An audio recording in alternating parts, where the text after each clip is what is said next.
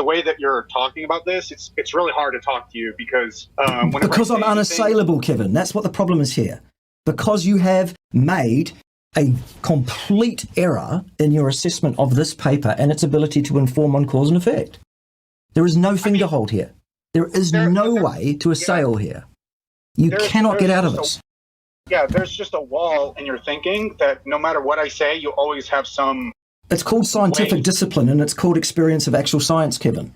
But I think if you actually spent time thinking about, there are answers to every criticism that you make.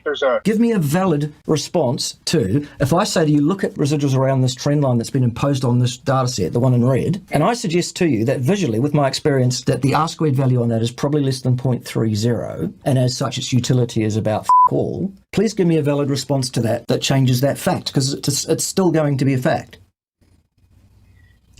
But if I look at a carnivore diet, my worry with deficiencies is on the fiber side, because if you're eating a meat-based diet, which is obviously going to have fat, that's going to stimulate cholecystokinin, which is going to stimulate bile acids. The bile acids change the microbiome to a microbiome that doesn't produce as much butyrate, and that causes gap junction. But regardless, what we're seeing is inflammation.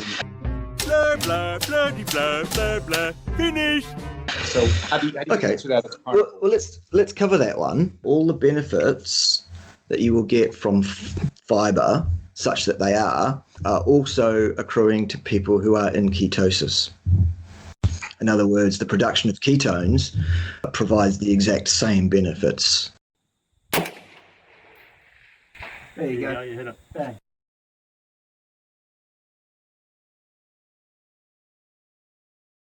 Vegan. Yes. I hope I pronounced that correctly. That's how you pronounce vegan, isn't it? Yeah, roughly, yeah. But more to the point, you suggested in your critique of my good friend Joey the other day that you thought that it would be difficult for anyone to argue that a meat-based diet of any kind could possibly be superior to a diet based on solely sweet potato. Yeah, absolutely. Good. Well, perhaps you'd like to share with us your reasoning for that. Well, so sweet potato, there's probably thousands of individual species of sweet potato, and a lot of them you can actually eat the tuber as well as the green leafies that grow up on top. So, there's a lot of vitamins and nutrients and minerals that's going to be available in there. And it seems to me, based on the evidence and just the research I've been doing over the last few years, that I'm not going to recommend a sweet potato only diet to anyone, but that would be a high carbohydrate diet, high complex carbohydrate diet, which seems to be protective in terms of all-cause mortality, heart disease risk, cancer, stroke, Alzheimer's, diabetes, all of those things. And then when you go over to the meat, it's like, oh, it causes heart disease and cancer and type 2 diabetes. So fantastic. Yeah. Would you like to point us to a single study that can inform us in any respect whatsoever on cause and effect as regarding human nutrition and any aspect of hard health outcomes in human beings over any period of time? Well, I would if you were open to having a data-driven debate, which it doesn't seem that you are. I'm more than happy to talk about data if you've got any data of that nature. If you do, of course, that would be a world first that no one had ever heard of before, and it would be a shock because that data does not exist. The word you used was cause. Yep. The only way to establish cause and effect is with a properly designed, properly disciplined, properly randomized, properly powered, properly tenured metabolic ward lock-in study that's interventional in nature and controls every other degree of freedom that could possibly confound your result. Failing that, you are not talking about cause and effect. You are making an inference around association. And as such, your posit fails on that count. Okay, yeah, well, I thought you might say that. But if that standard that you hold is the 100% gold undeniable standard. It's not my standard, it's the standard of science. If you want to talk about cause and effect and say there is scientific evidence to support a claim of cause and effect, those are the standards. They were put together more than 2,000 years ago. I wasn't even born. Okay, well, most scientists disagree with that, but let's just say if No, they don't. No, they don't. if- Pseudoscientists disagree with that. Scientists agree with the disciplines of science and they apply them appropriately. Okay, People well, that if that, claim to be scientists aren't necessarily scientists. I heard you yourself, not that many minutes ago, claiming to have done some research. Doing research is what happens in laboratories, doing experiments. Scientists do that. Reading somebody else's research is not doing research, son. okay, so if that's your 100% gold platinum standard, undeniable evidence, would you be willing to say that if something was at 99% of that standard, it could still be reasonably inferred that the results are pointing towards something that could have some truth to it? Have you got something that's 99% up to standard? Because, Well- again, that would be a world first. It does not exist. Being an expert in the literature and what's in it, in this area, having studied it as an actual academic in this field, actually doing research in this field and publishing articles as first author in this field, I'm well acquainted with what's in this field. And I can tell you there's nothing remotely close to 99% up to standard on cause and effect in human nutrition. It is a ring-fenced area of ideology, which is underpinned largely by theology. So, Kevin, how's it been for the week? What's been happening? Bad, not bad. All right. What about you there? Yeah, it's been pretty frantic. I tend to lean towards more plant-based diets without necessarily being vegan, and I think that's why I advocate for plant-based diets, which is why I think that they're "quote unquote" the future.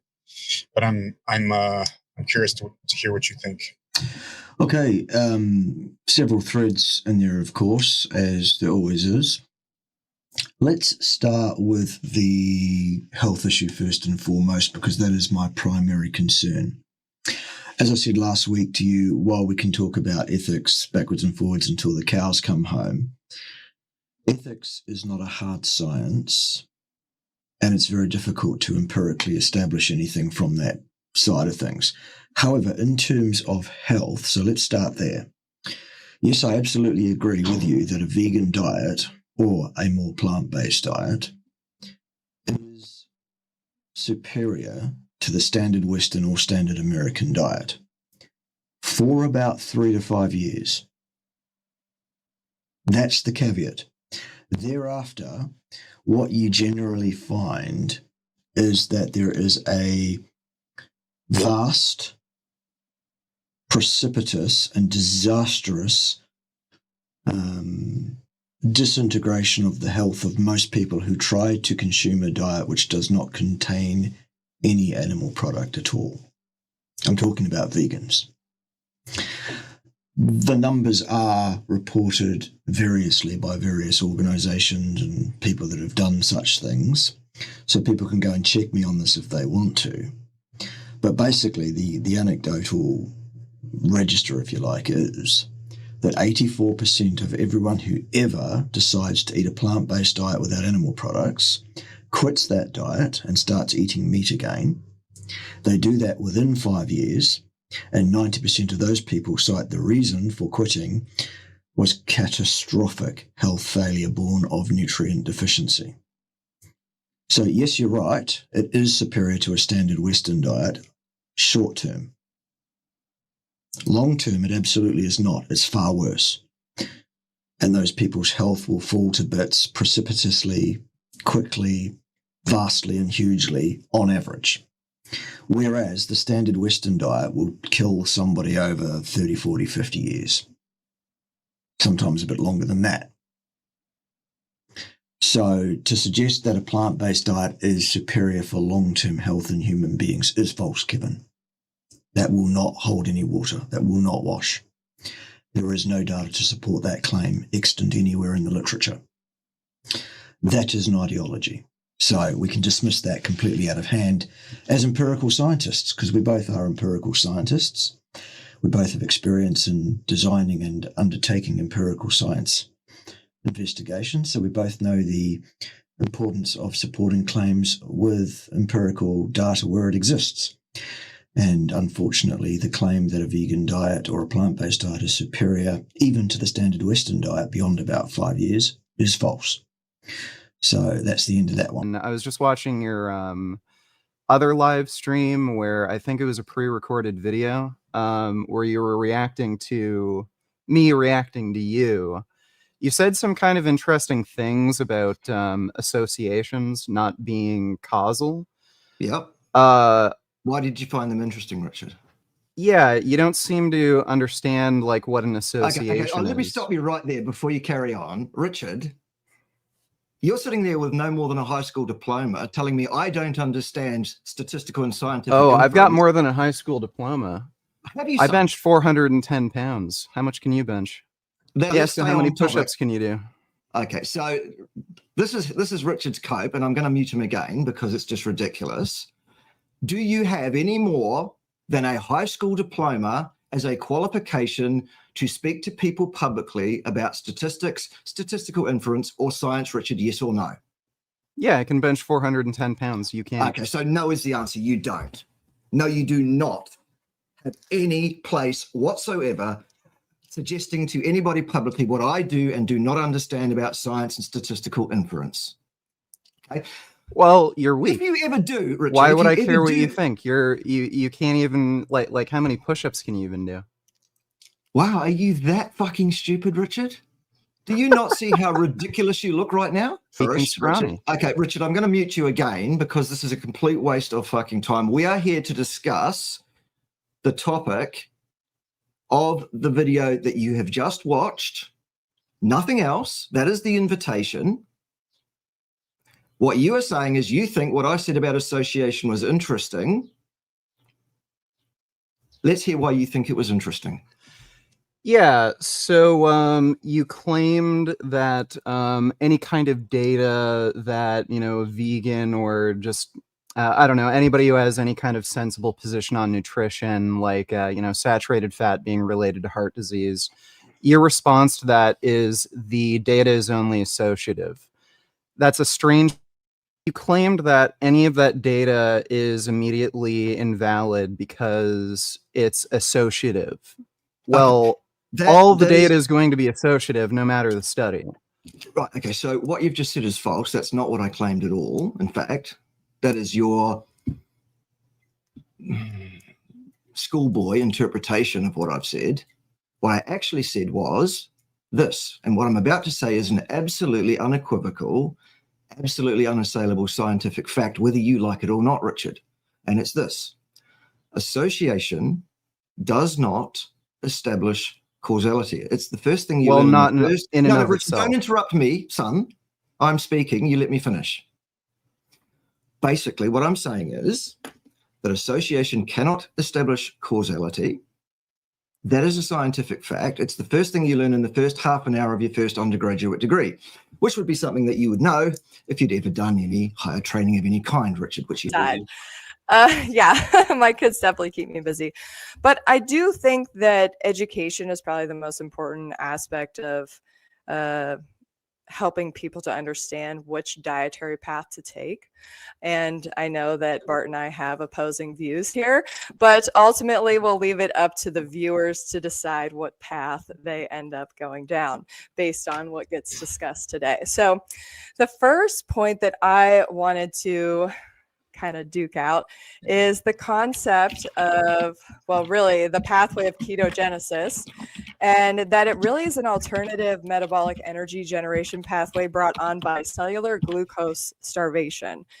So from my understanding, the human metabolism is fueled predominantly by glucose. So it's our preferred energy source, and glucose availability dictates the Randall cycle, and therefore energy generation preference, whether that's going to be for fat or glucose. So, when glucose is taken in, it's going to be used for energy production, particularly in individuals who have insulin sensitivity. For those that have insulin resistance, things go a little bit differently. We can bring up diabetics in this situation where they actually utilize a similar metabolic pathway to those who choose to eat a ketogenic diet just by default, from the lack of sugar being able to enter the cells from the insulin resistance being present. So when glucose intake is insufficient, the metabolic rate will decrease. And this is what I kind of specialize in, is helping people to rebuild their metabolism after there has been an issue with insufficient glucose intake, whether it's due to insulin resistance for whatever reason, or it's due to intentionally not consuming carbohydrate. So the metabolic rate decreases in order to preserve glucose availability. Low levels of oxaloacetate build up, low levels of oxaloacetate trigger ketogenesis to get started, as well as a buildup of acetyl-CoA in the TCA cycle. So that will kind of turn on ketogenesis and get, fatty acid oxidation underway and ketone generation to start fueling the system, because the bottom line is, like, our bodies want to stay alive. Okay. So we have these backup mechanisms like ketogenesis to provide an alternative fuel source in times of famine. So famine equals glucose insufficiency, lack of glucose being available in the diet. Okay, let's see if there's anything else I want to include here. Yeah, go ahead. Do you want to let Bart talk now? Yeah, I think let Bart get into that one. Right. Now, either ketogenesis or gluconeogenesis, whichever one you want to talk about, neither one is an alternate anything. They are parallel pathways that exist in our metabolic tree, if you want to think of it as a tree, or pathway, if you want to think of it as a pathway, whatever. All of these things function to the exact level that they are supposed to function at any given time, precisely in order to maintain our homeostasis. The exact requirement for exogenous glucose in the human diet is not 1 single gram ever. So to say an insufficiency of glucose intake is a nonsensical statement. It is scientifically demonstrably false. No such thing occurs, because a sufficient amount of intake of glucose is none, not a single gram ever. Other than that, I was struggling to keep a track on what point it was you were actually trying to make there. That's one way of looking at it. Another way of looking at it would be to actually be like, hey, look, here's a meta-analysis of studies that show that saturated fat is associated with cardiovascular disease, and then do they though? We take apart.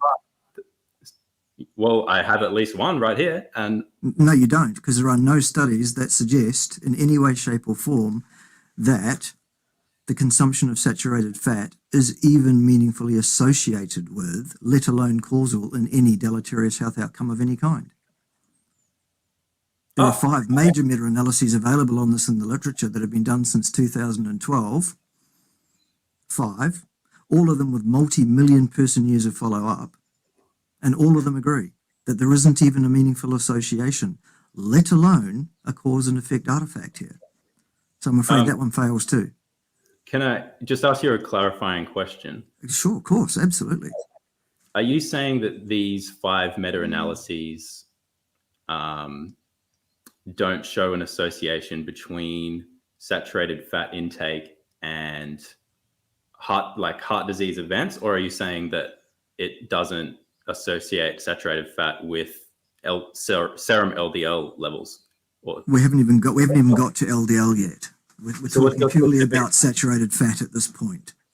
Now, there are no studies that even look at saturated fat consumption in human beings, let alone associate it with anything else. All of those major meta-analyses, all with multi-million person years of follow-up, every single one of them relies entirely on respondent data. So not even one of those studies can even look at what people genuinely have put in their mouths and eaten and swallowed over any period of time, let alone multi-decadal, with the changes that happen in people's diets over multi-decades. Not one of the studies underpinning any one of those major meta-analyses remotely applied any control to the subject pools whatsoever. They are naturalistic observations of incidents. Oh, and by the way, before they reported the incidents, they adjusted it. In other words, fabricated it, made it out to be something other than what it actually was. See, scientists make observations and report what they observed. Pseudoscientists, crackpots, make observations, ignore the observations they made, and report something different that suits their ideology. That's what epidemiologists in human nutrition are doing. Maybe there are no studies, there are all of them. They're all doing it. Okay, so I just want to clarify what your specific claim is with regard to these 5 meta-analyses that you're talking about. Yes, I think I was quite clear. My specific claim is this. None of those 5 meta-analyses show any meaningful association existing between the reported saturated fat being consumed by any of the subjects in any of those studies and deleterious health outcome in human beings over any period of time, short or long. They all fall flat on their face to show any relationship even, let alone a causal artifact. See, the thing is, you cannot prove cause and effect with an association. But if you look for an association and it is not there, you can dismiss the idea that causality is an effect. Well, I can agree that if you look at a meta-analysis of like a compilation of epidemiological studies that don't have the statistical power to show a connection, then yeah, you could conclude from that meta-analysis that, oh, well, there's no. Okay. Well, how about 5 major meta-analyses with multi-million person years of follow-up, all of which have massive statistical power, and all of which agree, and all of which say there's no meaningful difference in health outcomes of heart disease or anything else as regards the consumption of saturated fat. Well, hey, so are we done? Okay, so are we done with saturated fat now? I'll just say that I spend my Saturday nights reading through studies like the ones you seem to be implying. So if anyone wants to send those my way, I'm happy to debunk each and every one of them. No, you can't debunk any of them because they are all very, very clear. I will debunk them with respect to the claim you're making about them. But you can't, because the claim I've made is absolutely correct. I don't make false claims. That's the whole point. I've been doing this for more years than you've been alive. Cool. I make sure that what I'm saying is absolutely above reproach because I know that people will try and take cracks at what I have to say. That's why I carefully craft every sentence that comes out of my mouth, word for word. Every word is chosen very, very carefully and very explicitly. You cannot debunk what I have just said because it is correct. There are 5 major meta-analyses. Yes, there are. Yeah, I haven't seen them, but have multi-million person years of follow-up. Correct. Not one of them shows a meaningful difference between health outcomes of any kind in any of the subject pools in those studies between the lowest quartile or tertile or decile or whatever it was and the highest. Not one of those studies shows a meaningful difference in health outcomes as that relates to the consumption of saturated fat reported by those people in those studies. Sure. So are we done with saturated fat now? Yeah, I guess it'll be funny for people watching me like splice in the little clip of me debunking them all. You really are deluded, aren't you, son? Well, I've looked at least 5 studies that people have made similar claims to what you're saying, and they're not accurate claims with regards to what the study actually shows. Yeah, they are. What I've just said is accurate. Absolutely 100% accurate. No, but well, I'm telling you, I have right at the top of the evidence hierarchy studies to prove it. Good. Yeah, let's talk about that thing. Good. Okay, yeah. Go on. The evidence hierarchy, you say. Yeah, and what you're giving me, even if I were to steel man everything you just said, it's expert opinion, which is at the bottom of the hierarchy, and I'm looking at meta-analyses. Okay, so a meta-analysis at the top of the so-called hierarchy as it has been provided to us, what you'll notice is it says meta-analyses of randomized, crossover, controlled trials. That's the kind of meta-analysis that would be at the top of the so-called hierarchy. Sure.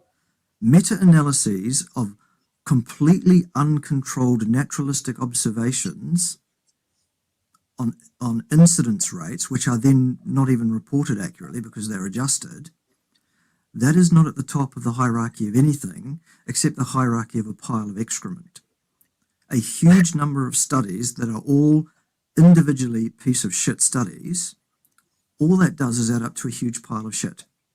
It does not provide evidence. Now, let's talk about your hierarchy while we're here, because this is a very important point. What data underpins the hierarchy? What experimental study underpins the hierarchy of evidence? What work was done in that regard? None at all.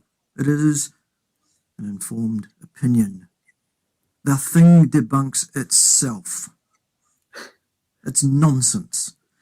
The thing about science is it is a positivistic, empirical procedure.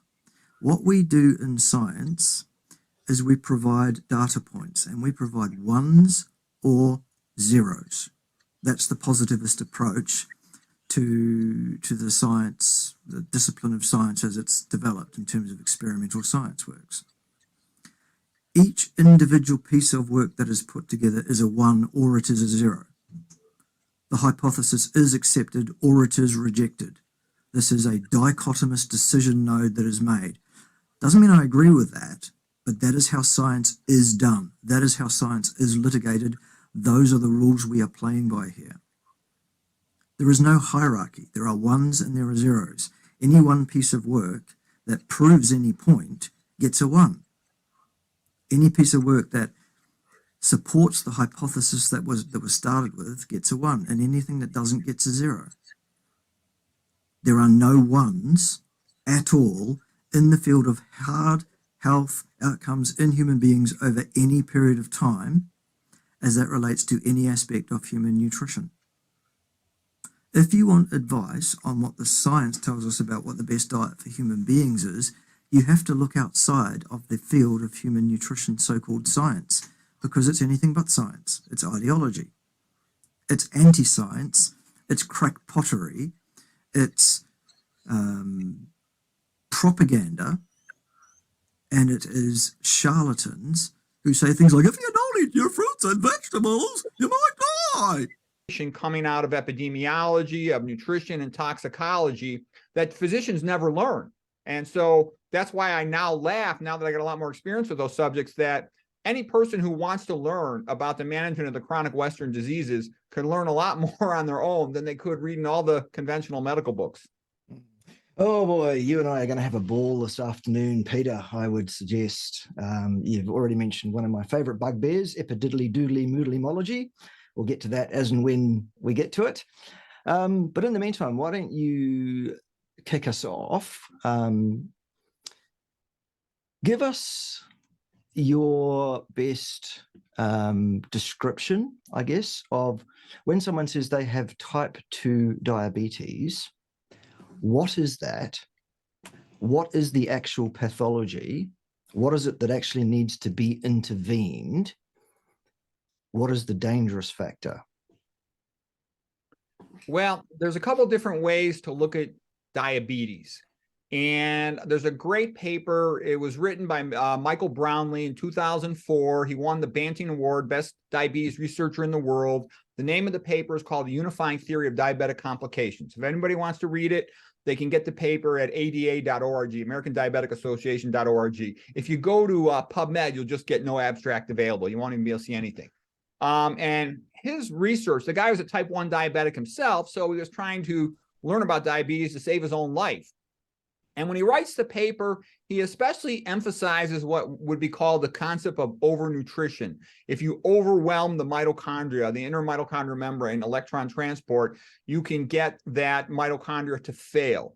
He says he thinks what's happening is it's overwhelmed with electron carriers. It pumps protons too quickly into the intermembranous space between the outer and the inner mitochondrial membrane, and that causes a back pressure, if you will, that gradient, such that electron transport reverses direction on the inner mitochondrial membrane. And I typically think of that as initially primarily occurring in skeletal muscle due to accumulation of intramyocellular fat. But he also makes the point, it's not just intramyocellular fat. He says, if you look at other cells like endothelial cells, they are not insulin dependent for their uptake of glucose. They just take up glucose in proportion to the blood glucose level. And he says when you have a chronically elevated blood glucose, hyperglycemia, your endothelial cells will take in too much glucose, and that elevated glucose within the cell will also cause this phenomenon of overnutrition. And when he says overnutrition, what we're referring to here is that it sends a signal to the enzymes in the cytoplasm to not allow any more glucose into the cell. And so if you're talking about skeletal muscle, you'll inhibit the glucose type 4 transporters from releasing their glucose transporters up to the plasma membrane. Normally you have them stored in cytoplasm vesicles. They merge with the plasma membrane, let's say in a skeletal muscle, and then the glucose type 4 transporters allow the glucose into the cell. But in an endothelial cell, for example, the glucose just keeps coming in. And so you get damage to the endothelium in the setting of hyperglycemia. And that, like I said, that's the universal term sometimes referred for this purpose is overnutrition. Okay. So you seem to be alluding there, Peter, without actually necessarily explicitly saying that type 2 diabetes is chronically elevated blood glucose and nothing else. That's what it is. That is how it is diagnosed. That is the pathology, elevated blood glucose, and it's that needs to be ameliorated. Yes? Well, kind of, but not exactly, because there's different ways to look at it. One can consider the elevated blood glucose. Yes, you are absolutely correct. It is how one diagnoses the disease. It is how it is officially defined. It is how it is staged and mapped. That is all true.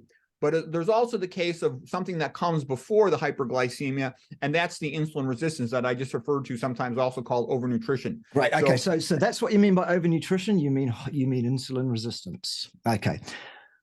How would you respond, Peter, if I proposed to you that insulin resistance is a construct? Well, it is the case that, there's another researcher named Shulman, and when they infuse by IV lipids into the blood, they will cause insulin resistance, and they don't get as much of that type of an effect by infusing carbohydrate into the veins. And so it appears that the skeletal muscle, being glucose type 4 transporter dependent for uptake of glucose, is especially sensitive to excessive lipids in the blood. Okay. How do you mean excessive lipids in the blood there, Peter? Well, especially saturated fat, but fat in general, it appears that it's able to get into the skeletal muscle cell more easily. It's not dependent necessarily on a protein plasma membrane transporter, and that you accumulate intramyocellular lipid within the skeletal muscle cell, and that appears to be causing an excessive amount of electron carriers going to that intermitochondrial membrane, and then that's leading to this process of okay. So two key words there that you use, Peter. One, excessive. Please define excessive. And two, where is the measurement of this electron transport? Well, when I talk about electron transport, I'm referring, of course, to the intermitochondrial membrane. Yes. And it'll typically have a gradient, around negative 160 millivolts, which is an incredibly high gradient. It's the highest electrical gradient across a membrane that I'm aware of in the human body. Okay, that's also a construct, though, Peter, isn't it? Because, in actual fact, on either side of the membrane, the sum total of all the electrochemical charges is zero on both sides. Ergo, the voltage across that membrane is zero. What we're talking about is a species-specific concentration gradient of various chemicals. In this case, we're talking about the antagonistic effects of fat entering a mitochondria versus carbohydrate entering a mitochondria, or attempting to do so, at ostensibly the same or similar points around the acetyl coenzyme A entry point, yeah? I.e., the Randall cycle is in effect if you have a significant mix of both carbohydrates and fats trying to enter the mitochondria for oxidative process, yeah? Well, I haven't reviewed the Randall cycle in a while, so I'm not familiar with it. Just, well, first of all, it shouldn't be called a cycle because it's not one. The bloke that proposed it, Sir Philip Randall, called it a cycle for some reason. He called it the glycerol fatty acid cycle, which doesn't make any sense either, really, because it's really nothing to do with that either. And then later it was named after him, the Randall cycle, despite the fact that it's not one. Ostensibly, you have outlined accurately the net effects of carbohydrate and fat both trying to enter the mitochondria at the same time. That being the blockade of the GLUT4 transporter, thus disallowing the entry of blood glucose to the cell according to its concentration gradient in most cells like skeletal muscles. So you got that absolutely bang on. Here's my question for you though. Insulin resistance, which is a construct used to describe that deactivation of the GLUT4 transporter, is universally imagined to be described as a pathology in need of fixing. It isn't. It exists because of at least 3.8 billion years of positive and negative selection pressures in our metabolic pathways. It exists precisely to protect muscle cells from the damage they would incur were glucose allowed to enter according to its concentration gradient without any control. This is a lock the door from the inside mechanism. Thus, the sacrificial lambs become the epithelial cells of the vascular tree and the formed elements in the tissue of the blood. Example, the red blood cells as being the ones that are most affected, as measured by an HbA1c test. Okay. Well, so yeah, there was nothing. So what I'm saying is there is nothing to debunk. The statements I have made about the evidence in support of your claim that saturated fat is causally related to anything, the answer is no, son, it isn't. There is no evidence to support any claim of saturated fat being causally related to anything. Are we done with that one? Okay, sure. So can I ask you a question about, it was actually something you talked about in your video response to me. I was just wondering if you could briefly explain what, if any, test or series of tests could be used as a valid basis for assessing an individual's health. Depends on what aspect of that person's health you want to get at. I mean, health itself is a complex, multifaceted, multi-thread tapestry, if you like, because you may be healthy in some ways and very unhealthy in others. The most obvious example would be to be really, really healthy mentally and really, really unhealthy physically. It's possible, or the other way around, doesn't matter. If you want to know about the health of someone in terms of their blood sugar control, then you'd look at some measure of that. If you wanted a snapshot of an immediate, what is their level right now, you would take their blood glucose level right now. If you wanted to know about their blood level control over the last 6 to 8 weeks, you would take an A1C reading. Horses for courses, there are tests that talk about various aspects of health, or various markers of health, or various physiological responses, for example. But there is no test of health. There's no healthometer. You can't go to the Acme company and order a healthometer machine and have that delivered to your house, because they don't exist. I'm not really sure I can elucidate much further on that. What's the crux of the thrust of the question? Bye. Do jump back in as soon as you've recovered or whatever. Okay, so he's my fave of all vegans. We should welcome him to the carnivore community. Yes, the riding crop is out. Here it is, whipping people into line. Yeah, it's not though, Scott. This guy's serious. He really thinks that he's actually got some ability to critically assess science. He thinks sitting around reading papers is the way to learn about science. No, not at all. So, in terms of the practicalities of land use,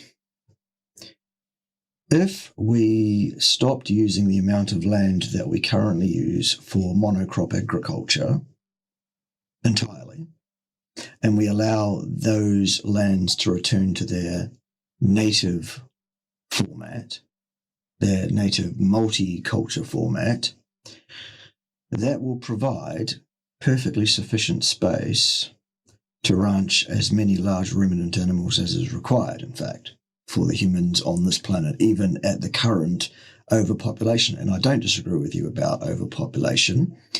However, that is an opinion that you and I share. That is not a fact.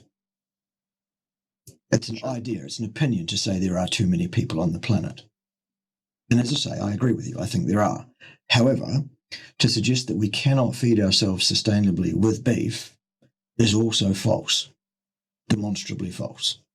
There is enough land on planet Earth that is arable and usable to rear large ruminant animals. Absolutely.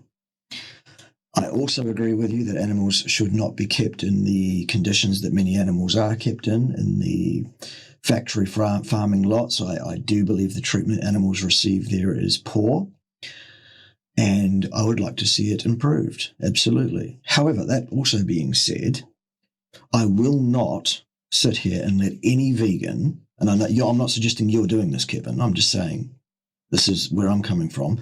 I will not sit there or here or anywhere and let any vegan tell me that they are in an ethically superior position to I am on the basis of how their diet is involved in the treatment of animals. Sorry, no way. Absolutely unacceptable. Vegan diets kill orders of magnitude higher amounts of animals than any carnivorous diet. Again, absolutely demonstrable fact. So that's not going to wash either with me. So that leaves me, I guess, again pushing you, Kevin, for any kind of supportable scientific argument that would support what you're calling a whole foods diet. Plants are not food, Kevin. Plants are not food for human beings. I'm sorry. You could call it a whole plants diet. You can also call it a whole foods diet if you want to, but that's false because plants are not food for human beings. So let's if we can, I'll see if I can push you once more for anything that would support a diet based on plants as being remotely sufficient for a human being, let alone even potentially optimal, or superior ethically. I wanted to hear more, but you made the point about nutrient deficiencies. I'm not necessarily advocating for a vegan diet. So I don't consume a vegan diet. I feel terrible on a vegan diet. I've never been able to maintain a vegan diet. I just don't feel mentally right on it. And of course, me saying that in the vegan community always would get me in trouble. You never really were a vegan and you did it wrong. Yeah, so when you make the claim that okay, that data is only associative, that statement makes no sense because all data is going to be associative. You're trying to find an association between an exposure and an outcome, regardless. Yes, Richard, yes, but if you then want to turn around and say that when you find an association of some kind, if you want to establish that that association that you've just found is indeed causal, there are scientific disciplines that you are required to undertake in order to be able to make that claim with any veracity and not make yourself look like a pseudoscientist, a fool, or a boy with a high school diploma. Okay, so can you please list for me what those disciplines are, son? Right, so would you say smoking is causally related to, say, lung cancer and heart disease? I could give you an opinion on that. Okay, is it or is it not causally linked to lung cancer and heart disease? I can give you an opinion on that, Richard, but the science can't give us... I mean, your opinion may or may not be right or wrong. Right. Well, I have an opinion on gravity. I don't know what that has to do whether or not gravity is true. So I'm just asking you, is the link causal or not? Gravity is an observable phenomena that is predictable. Yeah, so is lung cancer and heart disease from smoking. Ah, right. But what is the strength of the association? Pretty strong. Correct. The association between smoking and cancer of the lungs is very, very high indeed. It doesn't mean causal, but it does mean there is a very powerful, very meaningful association that folks should probably take seriously. Unfortunately, so let's get you to the wouldn't topic. say the link between smoking and lung cancer is causal? No, well, I could have an opinion. I could say it's pretty likely. Absolutely, because, well, the relative increase in incidence of lung cancer reported per pack year of smoking is something like 11,800% relative increase. That's pretty impressive. That's pretty strong correlation. That should probably be taken seriously. Right. But it does not establish cause and effect scientifically, Richard. Okay, so you wouldn't say smoking is causally related to lung cancer or heart disease? No, you're just trying to strawman me and paraphrase what I said in a way. I don't know how I could strawman you when I'm asking you a question. Is it or is it not causally linked to lung cancer? The question is it or is it not causally connected? The answer is I can only give you an opinion based on very strong inference. So first of all, let's deal with the first point. No, it's not an alternate anything. It's an adjunct pathway. It's a parallel pathway. It exists for a reason and it works perfectly. It's not to do with starvation of anything or lack of anything. It's the thing that prevents the lack of anything. Go on. I was going to say, so why is it that gluconeogenesis and ketogenesis both run when a person is starving, when they have no food? So you're saying that somebody in the case where a person is hang on. All right, you've asked your question. So if you're asking why do those things occur when a person consumes no food, it's because there are several tissues in the human body that require glucose to run. Ergo, those systems run precisely in order to provide that glucose. Or at the end of the day, when you're talking about gluconeogenesis / ketogenesis, whichever, what you're really talking about is the provision of acetyl units or the TCA or Krebs cycle in those tissues that have to run on glucose. And so the body makes those. It's a normal part of the operation of a human body. It's part of the homeostatic mechanism. It's no stress or problem for the human body to do it. What's your point? Gluconeogenesis is stimulated by cortisol. So what? That's a stress hormone. No, that's a label put on it by people that want to call it a stress hormone. Okay.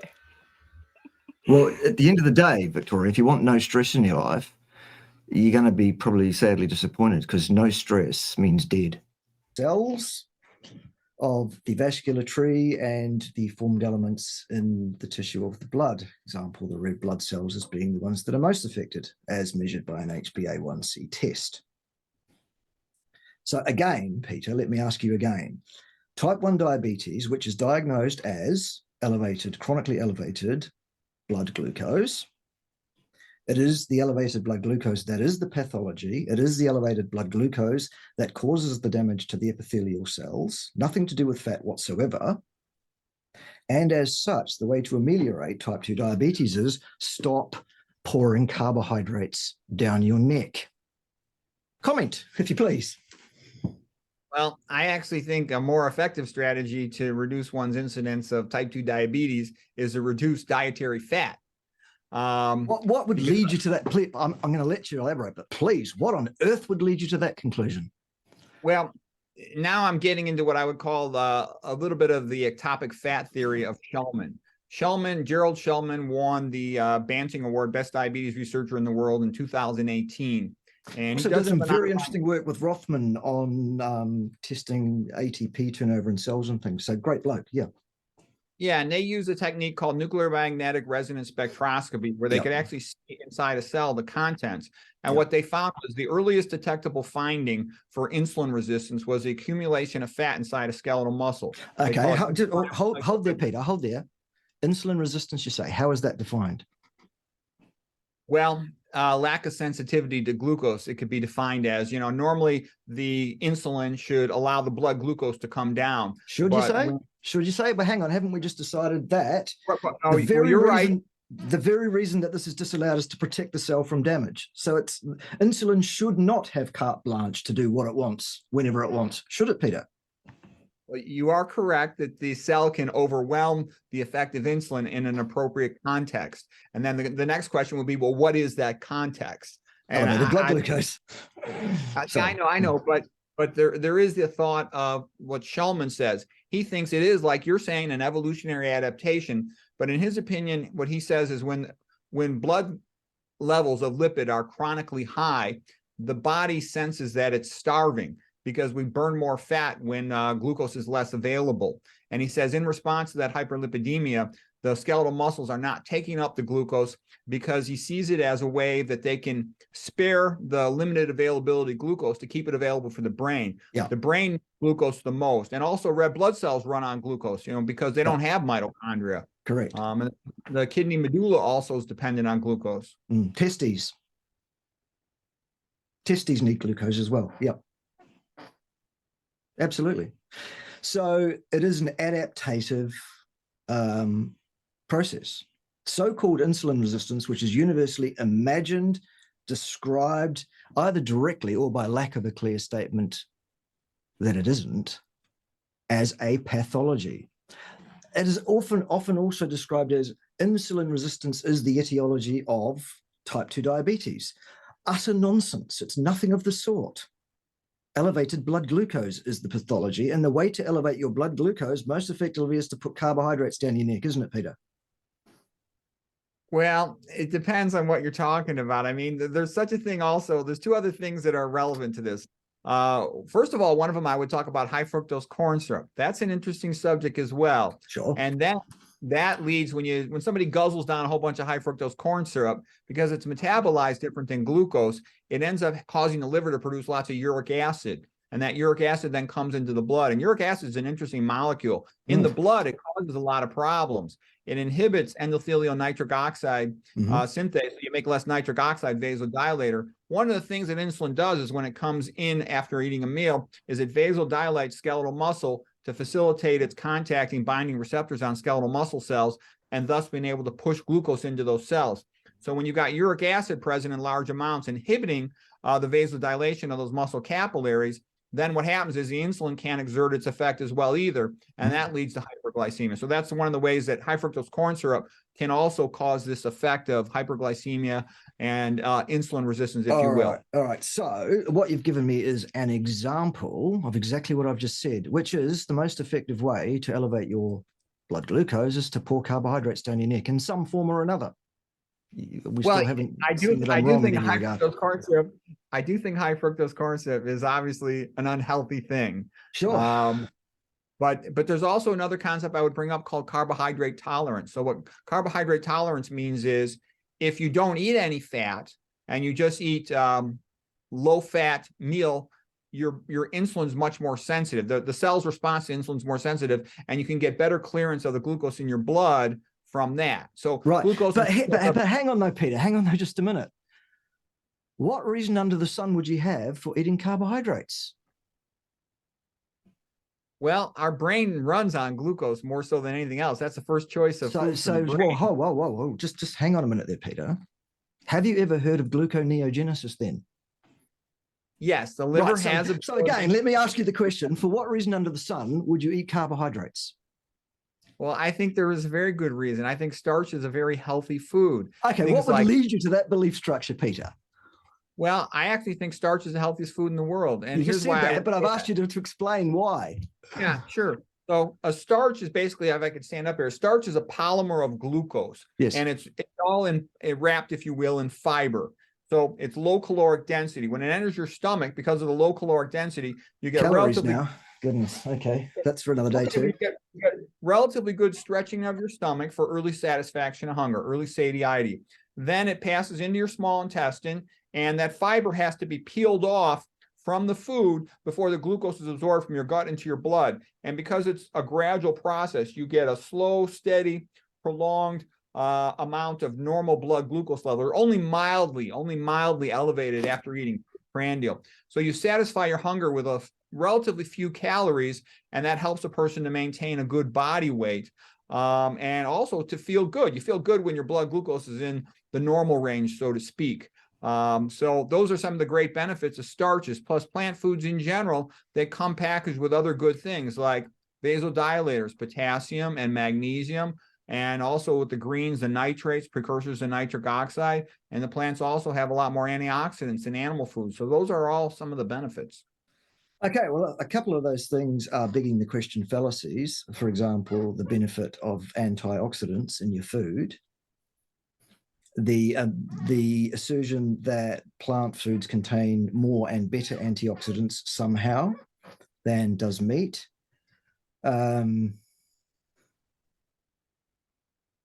The apparent assumption that gluconeogenesis is not a thing, does not exist, and is incapable of its own accord of keeping your blood glucose at the level it's exactly supposed to be, assuming you are not a type 1 diabetic.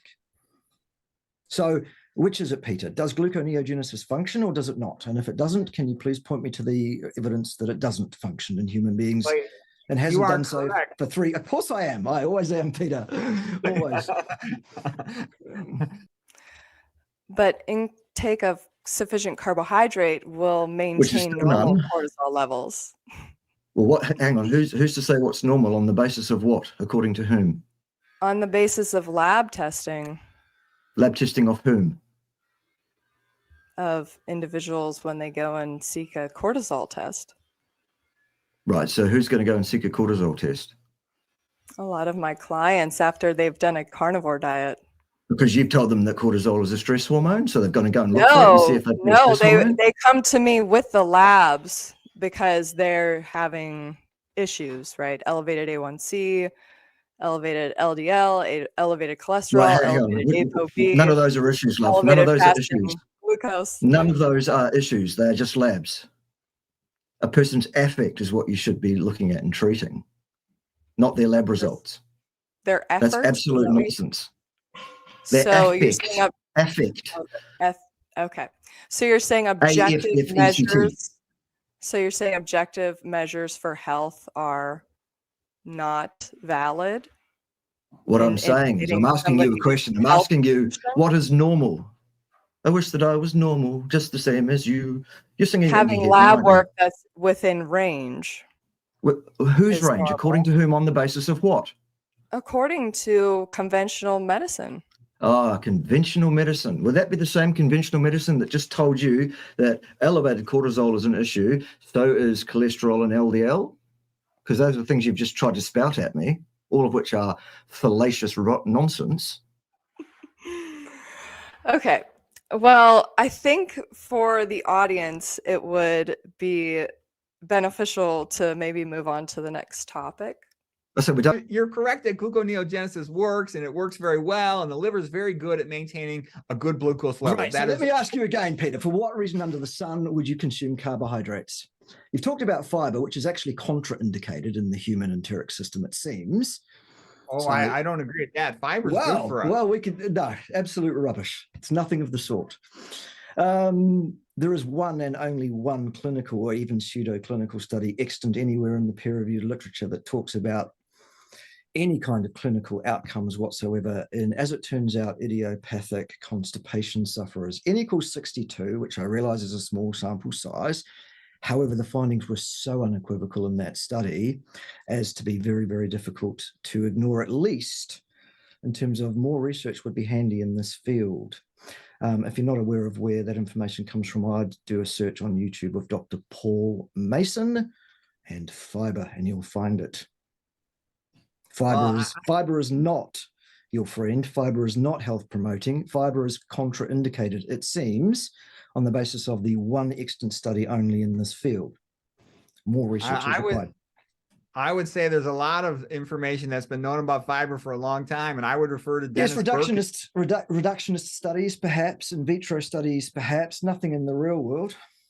Oh, no. This is quite different. This is Dennis Burkitt going back to the 1950s and 1960s. He was a Christian missionary doctor from Ireland who then did some of his training in England, and then he was sent to Africa, and he sort of discovered a pattern of a disease called Burkitt's lymphoma that was subsequently named Burkitt's lymphoma. They put him in charge of the epidemiology for Africa, and he collected data from over 1,000 hospitals, and he saw different patterns of abdominal disease in the Western, like English persons coming to Africa, for example, and versus the natives who were eating a plant-based diet primarily at that time.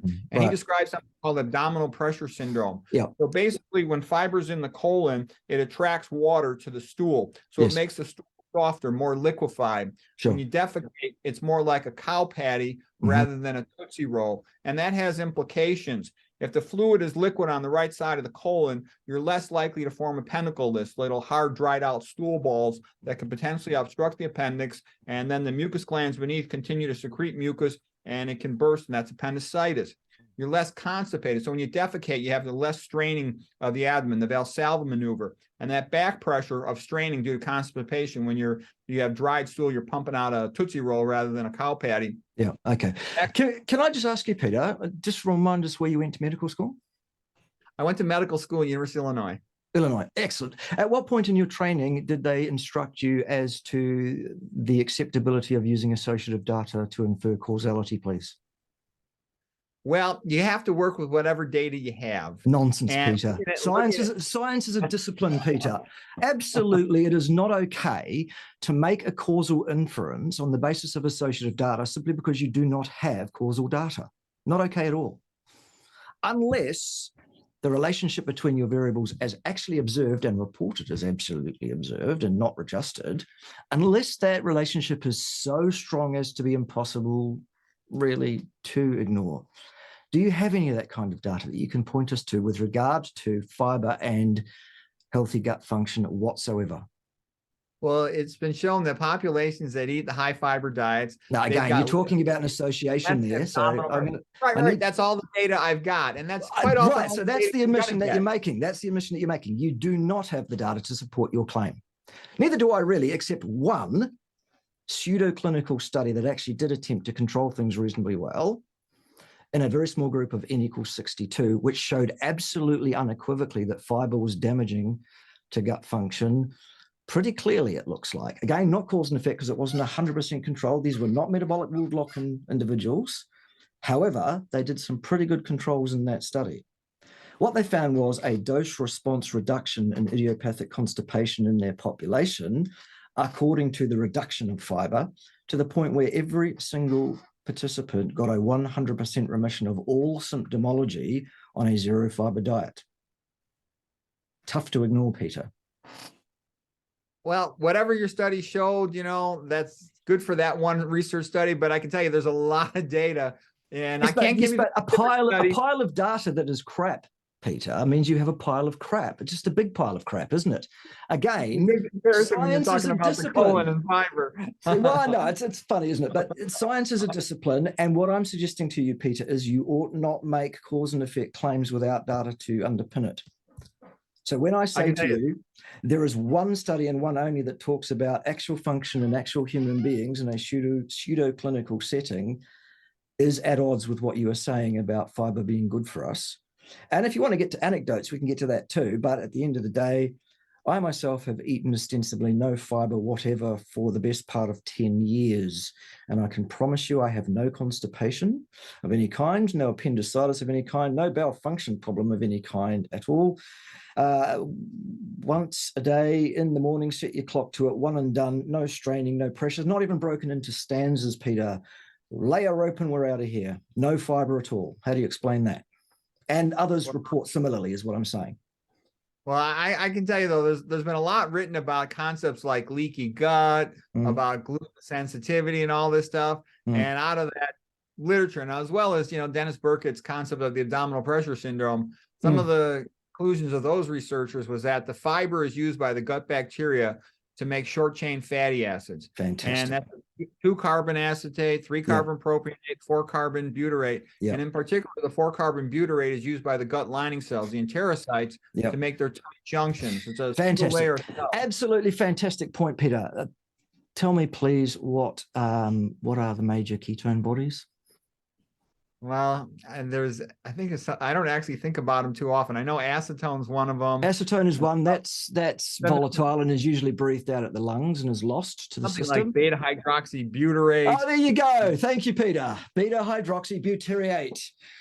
Now, when the enteric cells absorb these short chain fatty acids from the fermentation of a small amount of fiber, the most common short chain fatty acid absorbed on the lumen side of those enteric cells is butyric acid. It's actually not butyric acid, it's butyrate, if you want to be really, really accurate.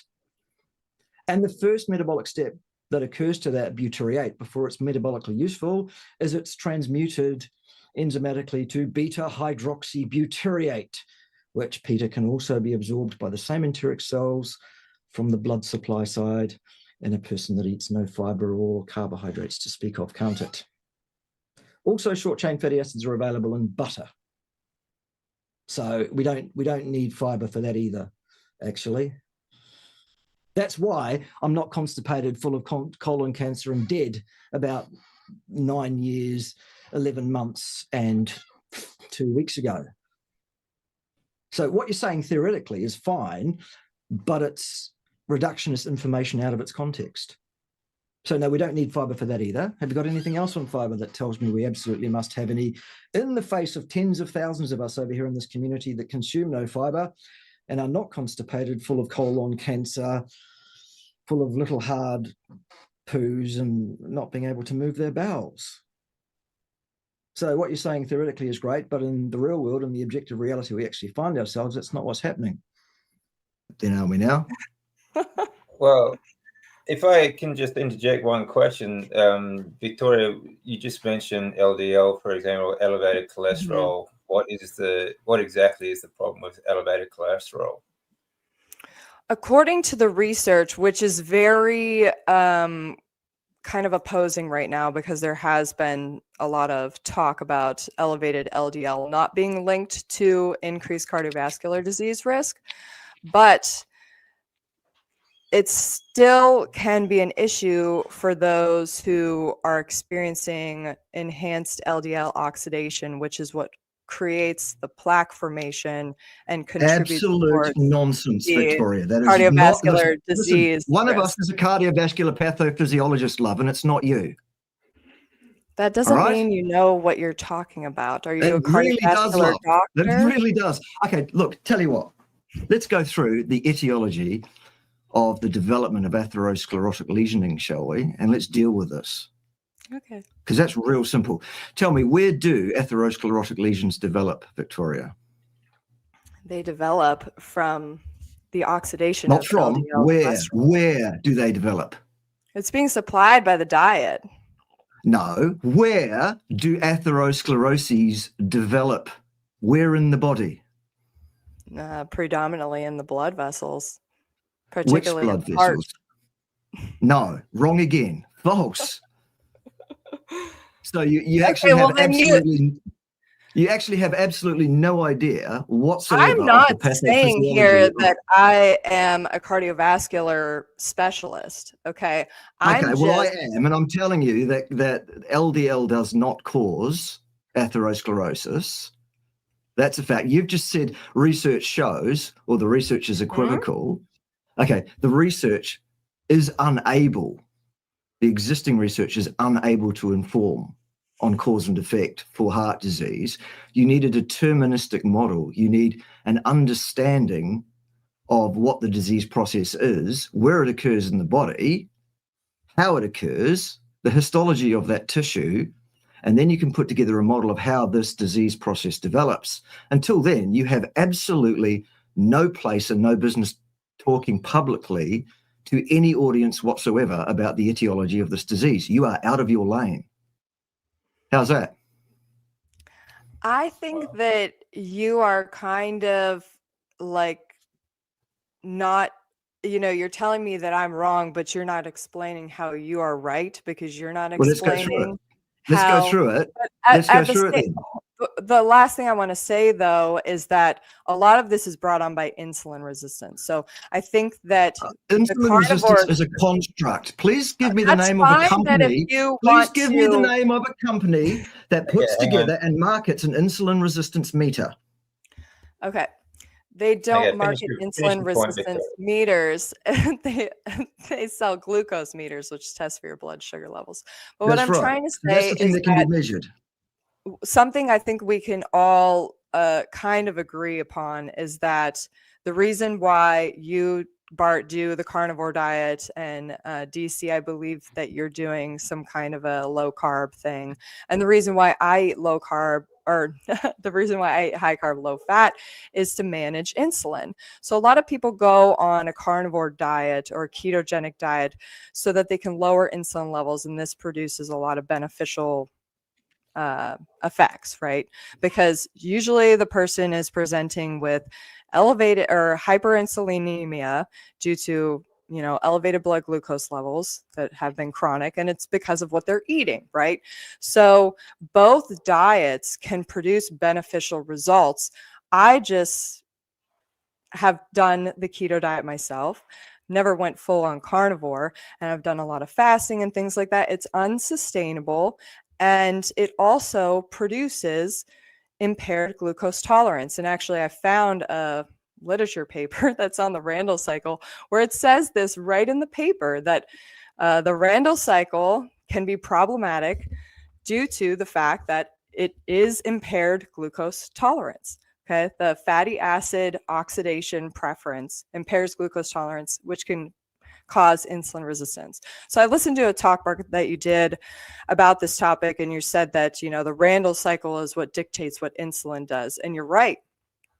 But if you really want to cure insulin resistance and you want to not have impaired glucose tolerance, then eating a high carb, low fat diet is what needs to be adopted in order to have actual insulin sensitivity. And that is what is going to be preventable or preventative against chronic disease development like heart disease, cancer, diabetes, etc. Again, with the number of threads all in one great big long spiel, again, I'm going to ask you, let's deal with one point at once and one point only at once, and we'll deal with it point-wise, because that's the only way to get through this. You've now changed the focus. Smoke and mirrors, look over there, something shiny, because you're getting absolutely hammered on cardiovascular pathophysiology. And now you want to go to something else, insulin resistance. Oh, we've just lost Bye-bye. Victoria. Okay. And now she wants to talk about insulin resistance, another thing she clearly doesn't understand. And then she wants to talk about the Randall cycle, a third thing she clearly doesn't understand. And then she wants to claim that it's healthy to eat a diet that is high in glucose and low in fat when it's patently clear, obvious to anyone.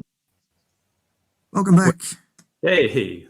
Welcome back to the MCG. The news is you've missed a bit of a sensation here. The score is 2-4-2-4-2. So what were we talking about? Okay, so. Oh yes, health tests. Right. So there's no health test. What's the thrust of the question?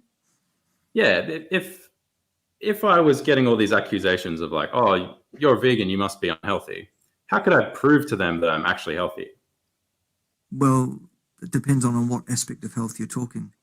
Because as I said, it's a multifaceted thing. There's no such thing as overall health. I think you just made that. Yeah. Yeah, sure. So, I mean, obviously, like, you're probably not going to agree that serum LDL is something to worry about, but that's something it is absolutely not. There's no equivocality there whatsoever. Okay. LDL is not a marker of health in any way, so unless you don't have enough of it, in which case that's a problem. Yeah, it's a slight risk factor for heart disease, but anyway. No, it isn't. No, that's wrong. False. Sorry, false. Okay. Well, if you wanted to have a data-driven debate, I would be pulling out, like the highest level of evidence, and you would just be sitting there. Again, we've talked about the highest level of evidence. There is no highest level of evidence. There are ones and zeros. You would need to show me a 1, and if you want to show me evidence that LDL is connected in any causal way to any health outcome of any kind, you need to show me an experiment. such an experiment needing to be properly designed, properly tenured, properly powered, properly randomized in the first instance, metabolic ward lock-in for the period of time that you want to extrapolate over, with human beings as subjects, those human beings being genetically identical at the outset. Otherwise, pop yourself directly off to fuck. Don't pass go or collect $200.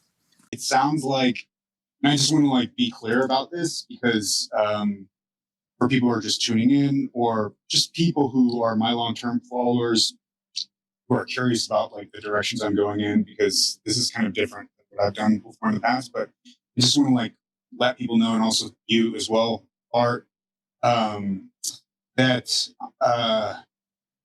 yeah, like yeah, I'm not really interested in debating. I'm kind of just interested in hearing your views on things, because it's not so much about whether I'm right or wrong. And in my opinion, it's not whether you're right or wrong. But for me, the reason I'm doing this is because we can sort of clearly give the audience an understanding of like where the positions are, and yes. they can make their own choices. So yes. Yeah, so that's excellent. Okay, so let's deal with those threads. The first thread is circling back to the land use issue. And you're quite right. Neither one of us, Kevin, is remotely qualified to comment on that. Neither one of us is an environmental scientist. Neither one of us has done any significant work in that area. I would happily read the paper that you were talking about there, and I bet you anything you like that within a few minutes, as a well-experienced empirical scientist, I will be able to poke about half a dozen holes in the thing. I think it's wrong, but that is just my opinion. So we can leave that there. At the end of the day, whether or not there is sufficient arable land on the planet, or the ability to create sufficient arable land by changing land use around to feed us on an entirely, for example, beef-based diet, that's actually neither here nor there. That has no impact whatsoever on what is physiologically indicated for a human being. What is the optimal diet? Ethics play no role in it. Environmental concerns play no role in it. It is what it is, whether I like it or not, or whether you like it or not. And that's kind of where you led me to with your final point there, and saying you'd like to hear about why I'm saying those things. Well, in terms of the fiber issue, there is, to my knowledge, one and only one even remotely well-controlled pseudo-clinical study on enteric function in human beings as that relates to the intake of fiber.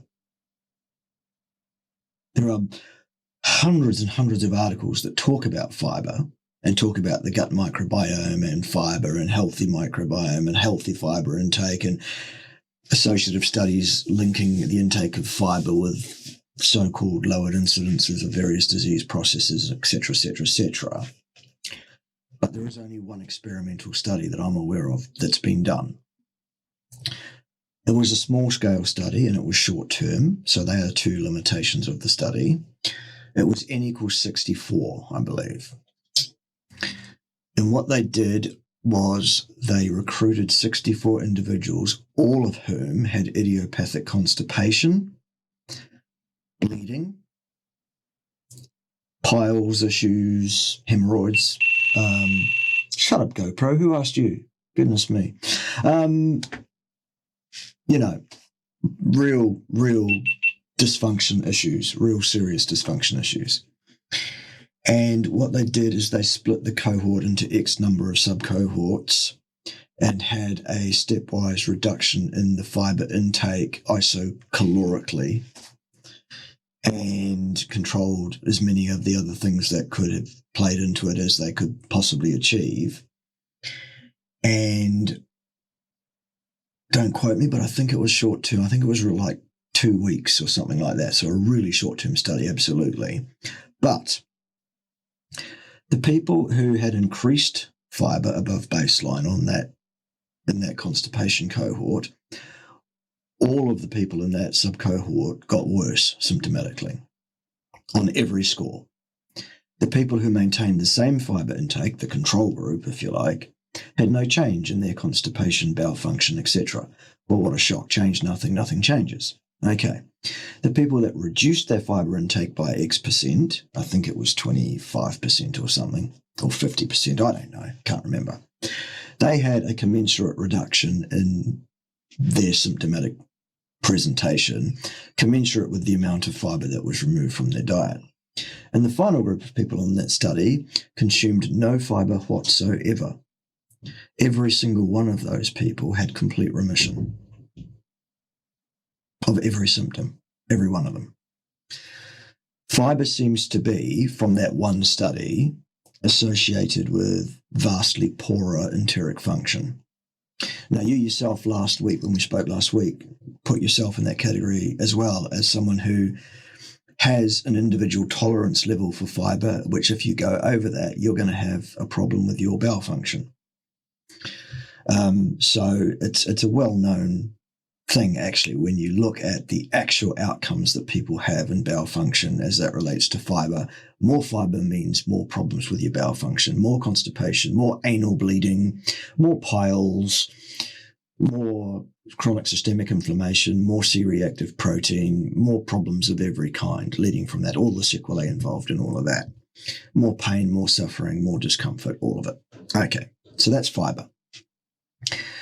The associative studies that say the intake of fiber is associated with lower incidence of various cancers and things, it's just that. It's associative. It's not cause and effect. It's not well controlled. It's not science. It's just rubbish.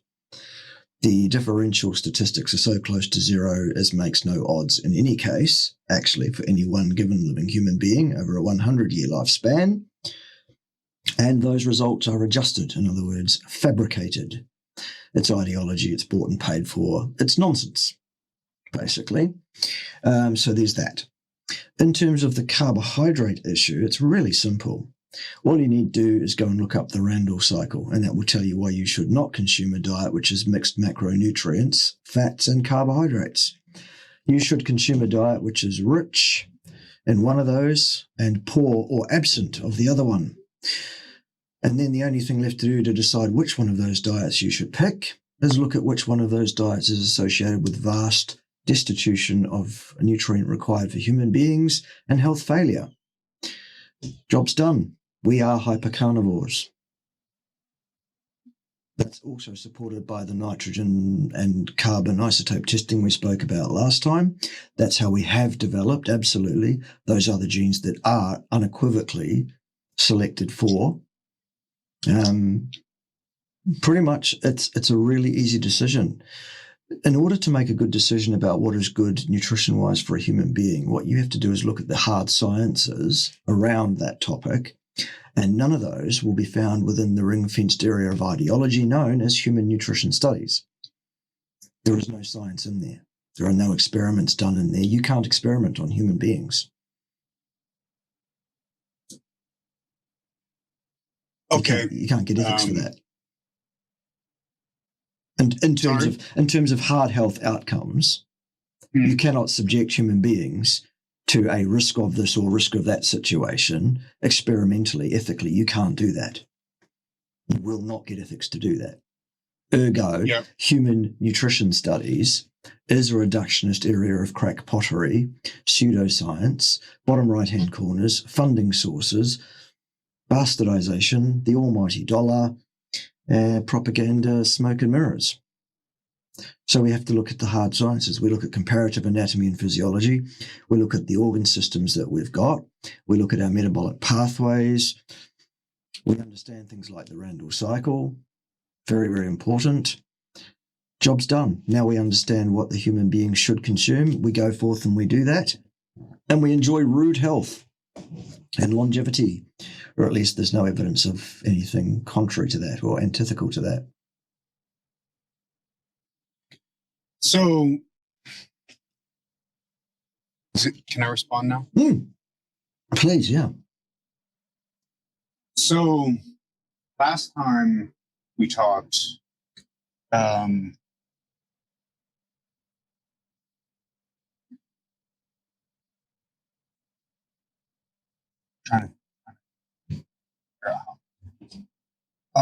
time we talked about how we started with the isotope studies, if I recall correctly. And we talked about how have isotope studies for the last 100,000 years or so. Mm-hmm. There's some question, or at least I posed the question, perhaps there's no question, I'm not sure how the field is situated, but I posed the question whether there could have been substantial amount of plant intake that was apart from the meat intake that was low in protein, so that you didn't show up in the good as you'd want, but it's as good as you're going to get, at least at the moment. Right. So now you're suggesting that there is, in fact, cause and effect data that you can point to that would tell us why people are suffering this syndrome that you're talking about. Well, you can look for patterns and try to recognize the pattern as best you can. Yeah, but that doesn't tell us anything about causality, because here's a pattern for you, Peter. What you'll find if you survey people on Miami Beach on any given summer afternoon, and you ask them, have you bought an ice cream today from the ice cream vendor, and you look at them and see if they're sunburned, you'll find a high pattern, a very, very clear correlation between the consumption of ice cream and sunburn at Miami Beach, won't you, Peter?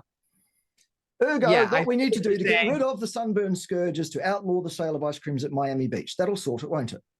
Well, you're right that correlation doesn't always mean causation, but it's also the case that you work with what you got and you try to make some sense out of it. And there's some pretty big data sets that would suggest... Big doesn't mean good, Peter, does it?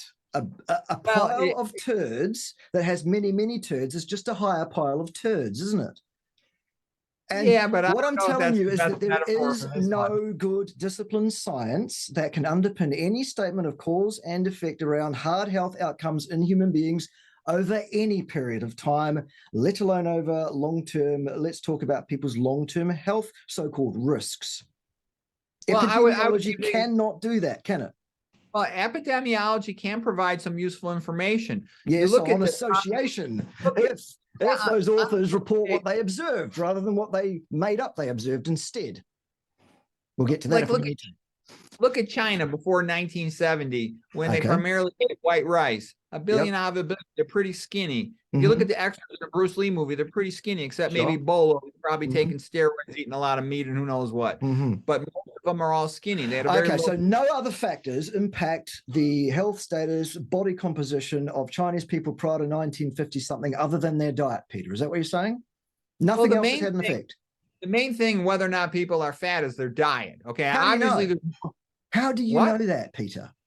Well, I believe that is the case because there's been such a dramatic increase in obesity and other things. I'm not saying I disagree, by the way. I agree with you. And that corresponds to changes in diets, and that appears to be the most common thing. So corresponds with. There's another association, isn't it, Peter? There are no experimental works that say this is the case. That's the best one can do. And I think when the bigger the data set, the more reliable the information is. Okay, fantastic.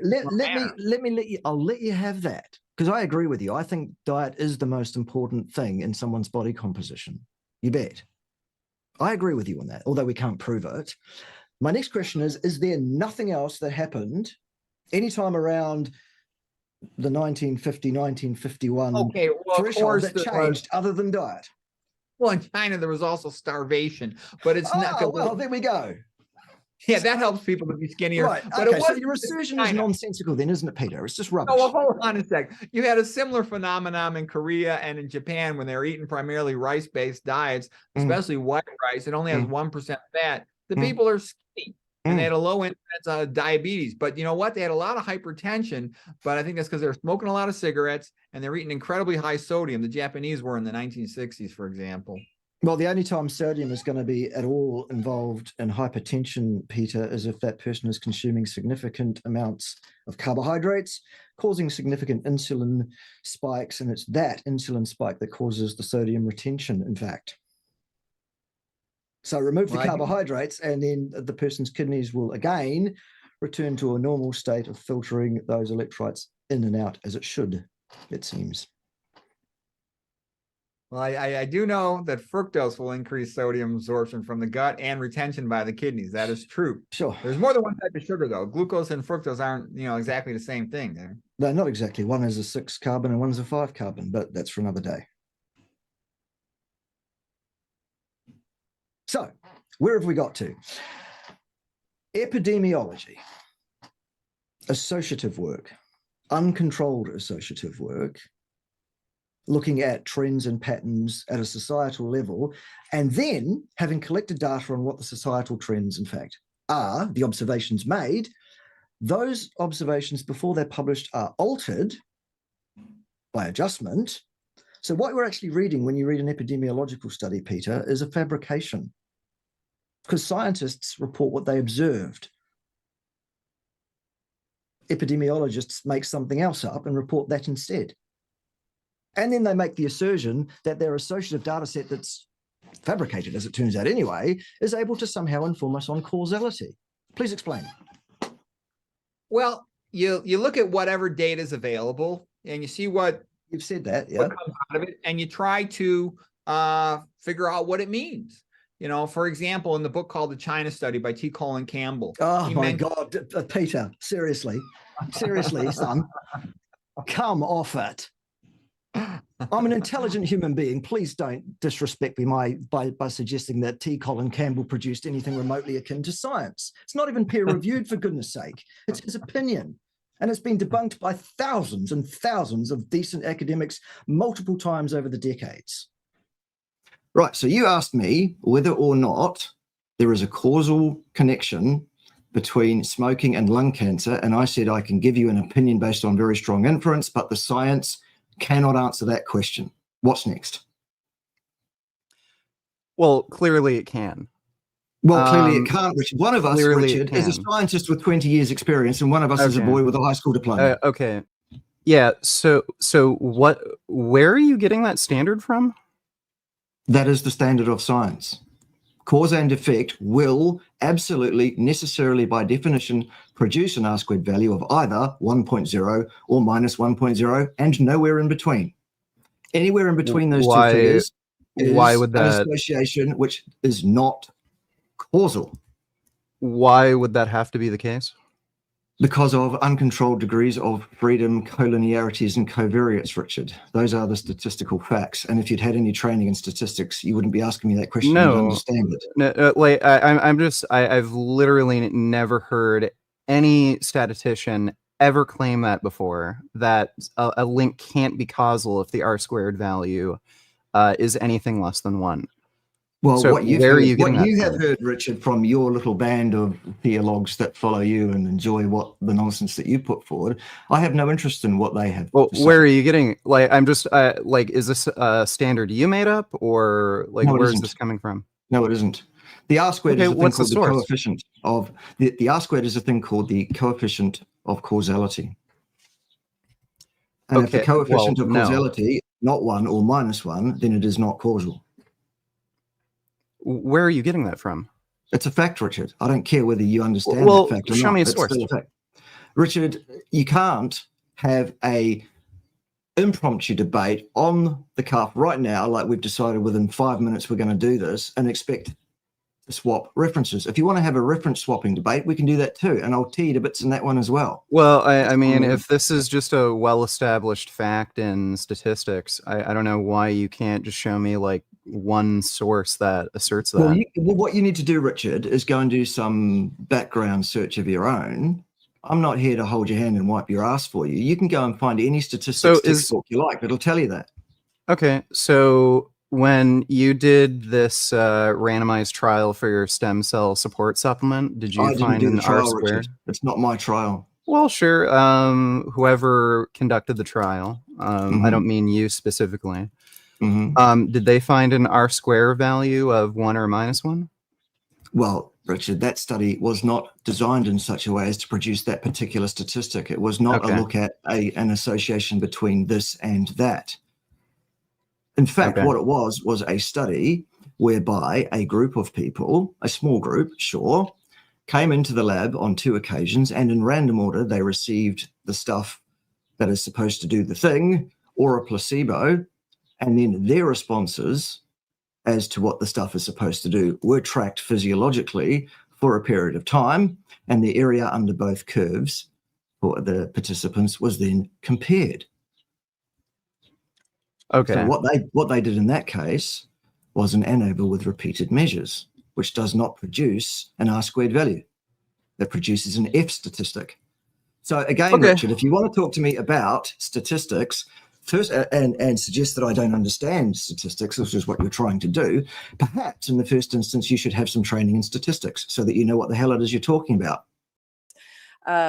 When you have too much fat that you're putting in the system for energy generation, you run into oxidative stress due to lipid peroxidation.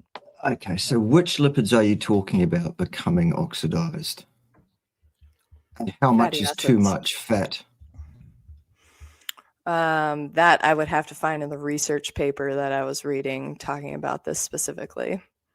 Okay, so it was just another statement you made because you felt like it. No, not necessarily. Actually, I did a lot of research on the ketogenic diet prior to coming into this because it's not something that I talk about too regularly in my content, other than to avoid it due to the metabolic damage that it creates. Okay, there is So- no metabolic damage caused by ketogenesis, none at all. What are you talking about, Victoria? That's But absolute the nonsense. research suggests otherwise. Hang on. Cite it. Cite the research that suggests Okay. otherwise, because there isn't any. One of us has worked in Well- this industry at the coalface as a nutrition researcher, among other things, for 2 decades, Victoria. And the other one of us is you. So you want to talk to me about what the research says, you cite it, my love. What research? Okay, well, they're all on PubMed. We know where to find research. That's not the question here. Yeah, The question well, I'm you asking can you is, just- you're you saying can just plug research in says, okay, I have plugged in ketogenic for diet 2 and lipid decades. peroxidation. 2 decades Well, I've then- looked into this. Okay, but that doesn't So mean once that again, we're showing that you're completely out of your depth here as well. You're just making vox pop comments.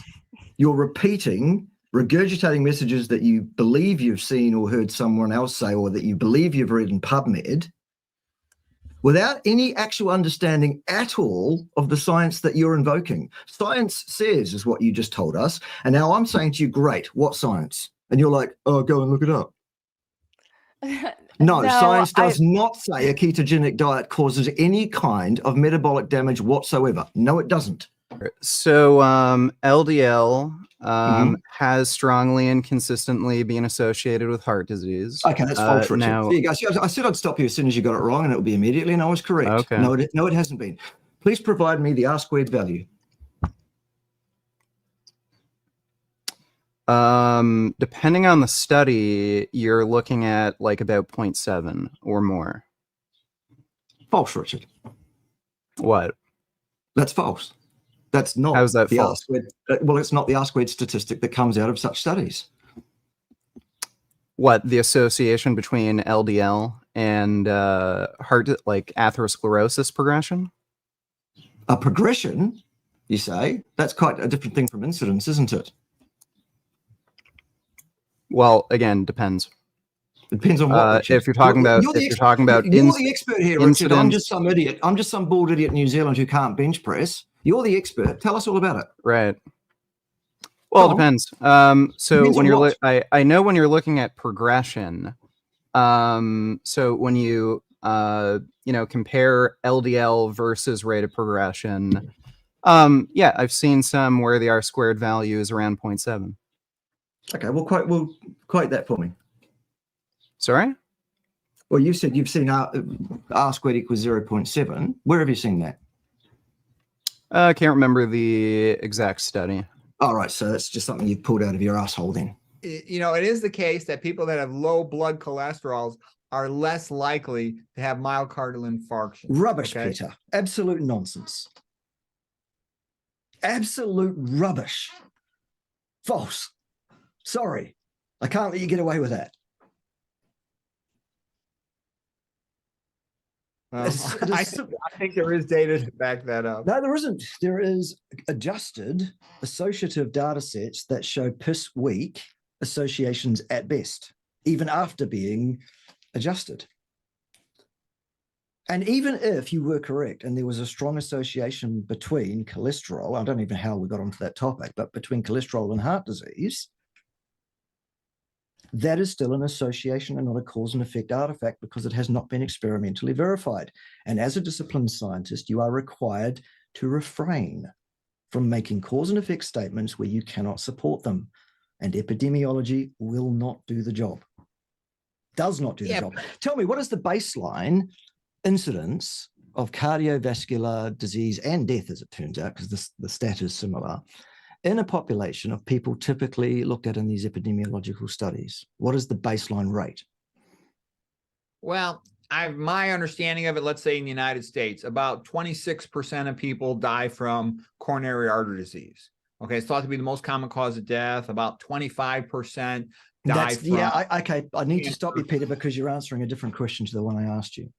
In those studies, those epidemiological studies that look at populations of people and try to correlate LDL cholesterol with heart disease, what is the baseline incidence in the risk equals 1.0 so-called referent or so-called control group?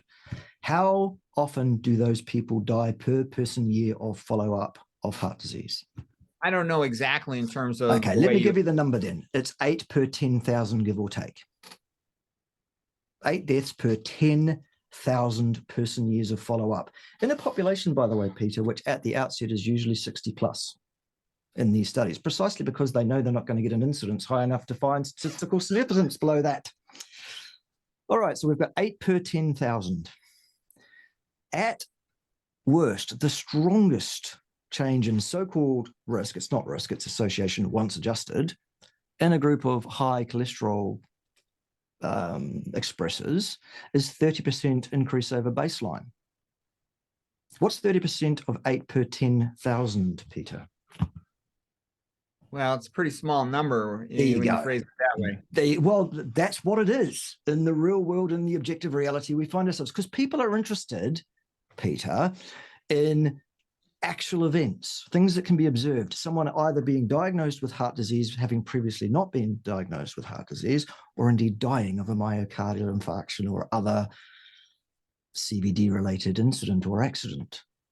8 per 10,000 and 30% more than that if you have the highest quintile of cholesterol versus the lowest. And even if that was a correct relationship, which it probably isn't because of adjustment, it still is not cause and effect. It's an association. It's sunburn and ice cream sales, Peter. Sorry, no. Well, there's risk is a cause and effect statement. It requires an experiment. Do you have one of those? I can tell you that. Okay, we're done with LDL2. There is no experiment that can prove that point. None at all. I think the ball is definitely in your court on that one because you would have to. No, it isn't. Why would it be? You're making a positive claim. You are saying risk. Risk is a cause and effect statement. I'm saying no evidence exists to support that claim.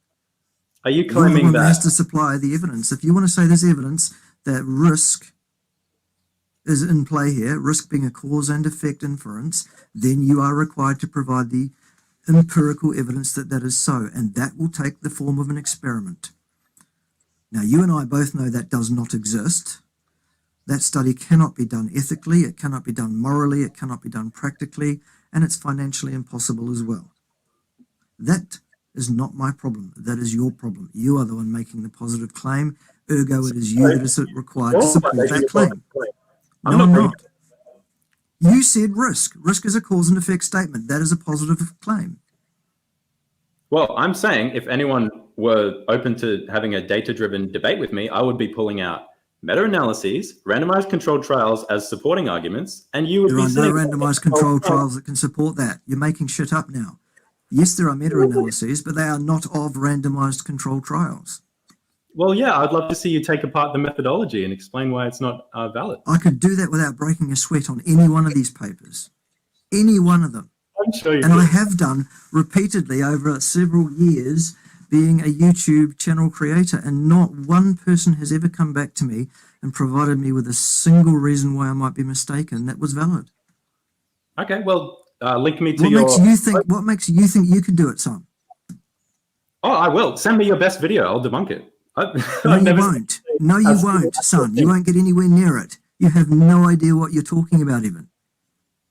Well, you're What always makes you think you have the first clue of what you're talking about?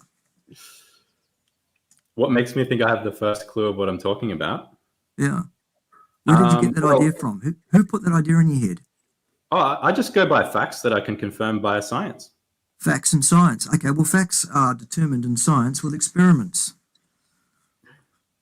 Yeah. Let's go back to that. So have you got any experiments to back your positive claim that LDL is in any way related risk-wise to any outcome of any kind? Absolutely. The answer is still no. Vast, hundreds of studies. There are no studies that show that, not one. Okay. Not a single study shows risk. Risk is a cause and effect statement.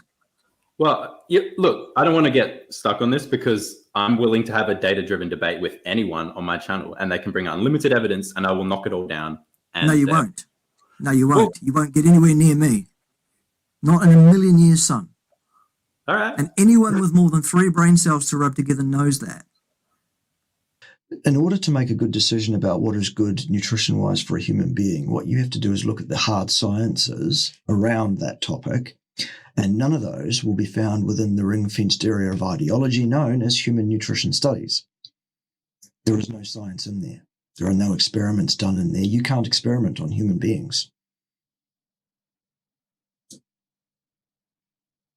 Okay. You can't get ethics for that. And in terms of hard health outcomes, you cannot subject human beings to a risk of this or risk of that situation experimentally, ethically. You can't do that. You will not get ethics to do that. Ergo, human nutrition studies is a reductionist area of crack pottery, pseudoscience, bottom right-hand corners, funding sources, bastardization, the almighty dollar, propaganda, smoke and mirrors. So we have to look at the hard sciences. We look at comparative anatomy and physiology. We look at the organ systems that we've got. We look at our metabolic pathways. We understand things like the Randall cycle. Very, very important. Job's done. Now we understand what the human being should consume. We go forth and we do that. And we enjoy rude health and longevity. Or at least there's no evidence of anything contrary to that or That's not true. Try again. It causes It is inflammation, oxidative stress, but it depends too, because there's oxidative stress. You say that's another label applied to something because somebody wants to apply that label to it. But in the same way that we talked about one of those before. What do you mean oxidative stress? Exactly what do you mean by that? Increased free radical generation. All right. And how does the body deal with the generation of free radicals? Well, we have the capacity to neutralize them to a certain extent, but when... Okay, so it's not an issue then. Fantastic. So we move on. Great. Good. No, that's not true, because even if what you're arguing is that a carnivore diet doesn't produce oxidative stress, which is, I think, I didn't say that. I didn't say that. I said to you that stress is a label applied to it because somebody wants to. Well, then how would you describe a person who presents with diabetes and heart disease? Okay, because they usually go together, and people usually, end up in the hospital needing open heart surgery, of which I've seen in person. I've seen stents put in. Well, before you go off on a great big long spiel about how terrible heart disease is, and we all agree, you've just conflated heart disease with oxidative stress. Because that's where it starts. According to some. Well, what would you say is the causative factor for heart disease and diabetes? For atherosclerosis and for diabetes, well, atherosclerosis is the development of lesions in specific, predictable geographical regions within the endothelial lining of the high-pressure side of the vascular tree, and it occurs where there is turbulent flow. It's caused by a physical injury and or by some oxidative and or glycative damage to tissues in that particular zone. That aggravates the situation, but it's not the cause of it. The cause of it is the physical damage to those tissues by that turbulent flow, usually caused in a large part by chronic hypertension, in fact. That's the etiology of heart disease. The But what causes hypertension. The hypertension, is that the question? Just in general, what you're saying, you're Oh my God, describing. Victoria, what are you asking me? What are you asking me I'm for the asking etiology you, of? what causes heart disease? You described I what heart just disease told you was. what causes heart disease. I just But gave you're you a not full saying, rundown. oh, it's dietary fat intake. Oh, it's too much sugar. You know, we're talking about diet and how it relates to disease development. Oh, how it relates to. Well, that's a different discussion to what the cause of the disease process is, isn't it, Victoria?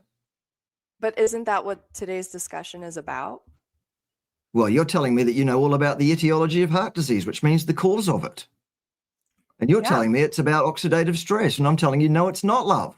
Right, You've caused got by that wrong. an excessive intake of dietary fat. Wrong. Absolute nonsense. Complete utter garbage. Sorry.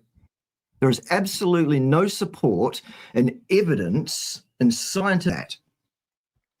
Yeah, so Bart, when you claim the reason why statins and PCSK9 inhibitors have improvements in heart disease event rates or... well, once again, I'm going to stop you there, Richard, and mute you again because I didn't say that. You said that. I don't believe they do meaningfully clinically at all, in fact. Sorry, you said they do reduce event rates. You just... No, I didn't. I said there was a statistical difference between the two signals, which is so close to zero as actually makes no odds clinically for any one given living human being over a 100-year lifespan, in fact. That's what the statistics show us.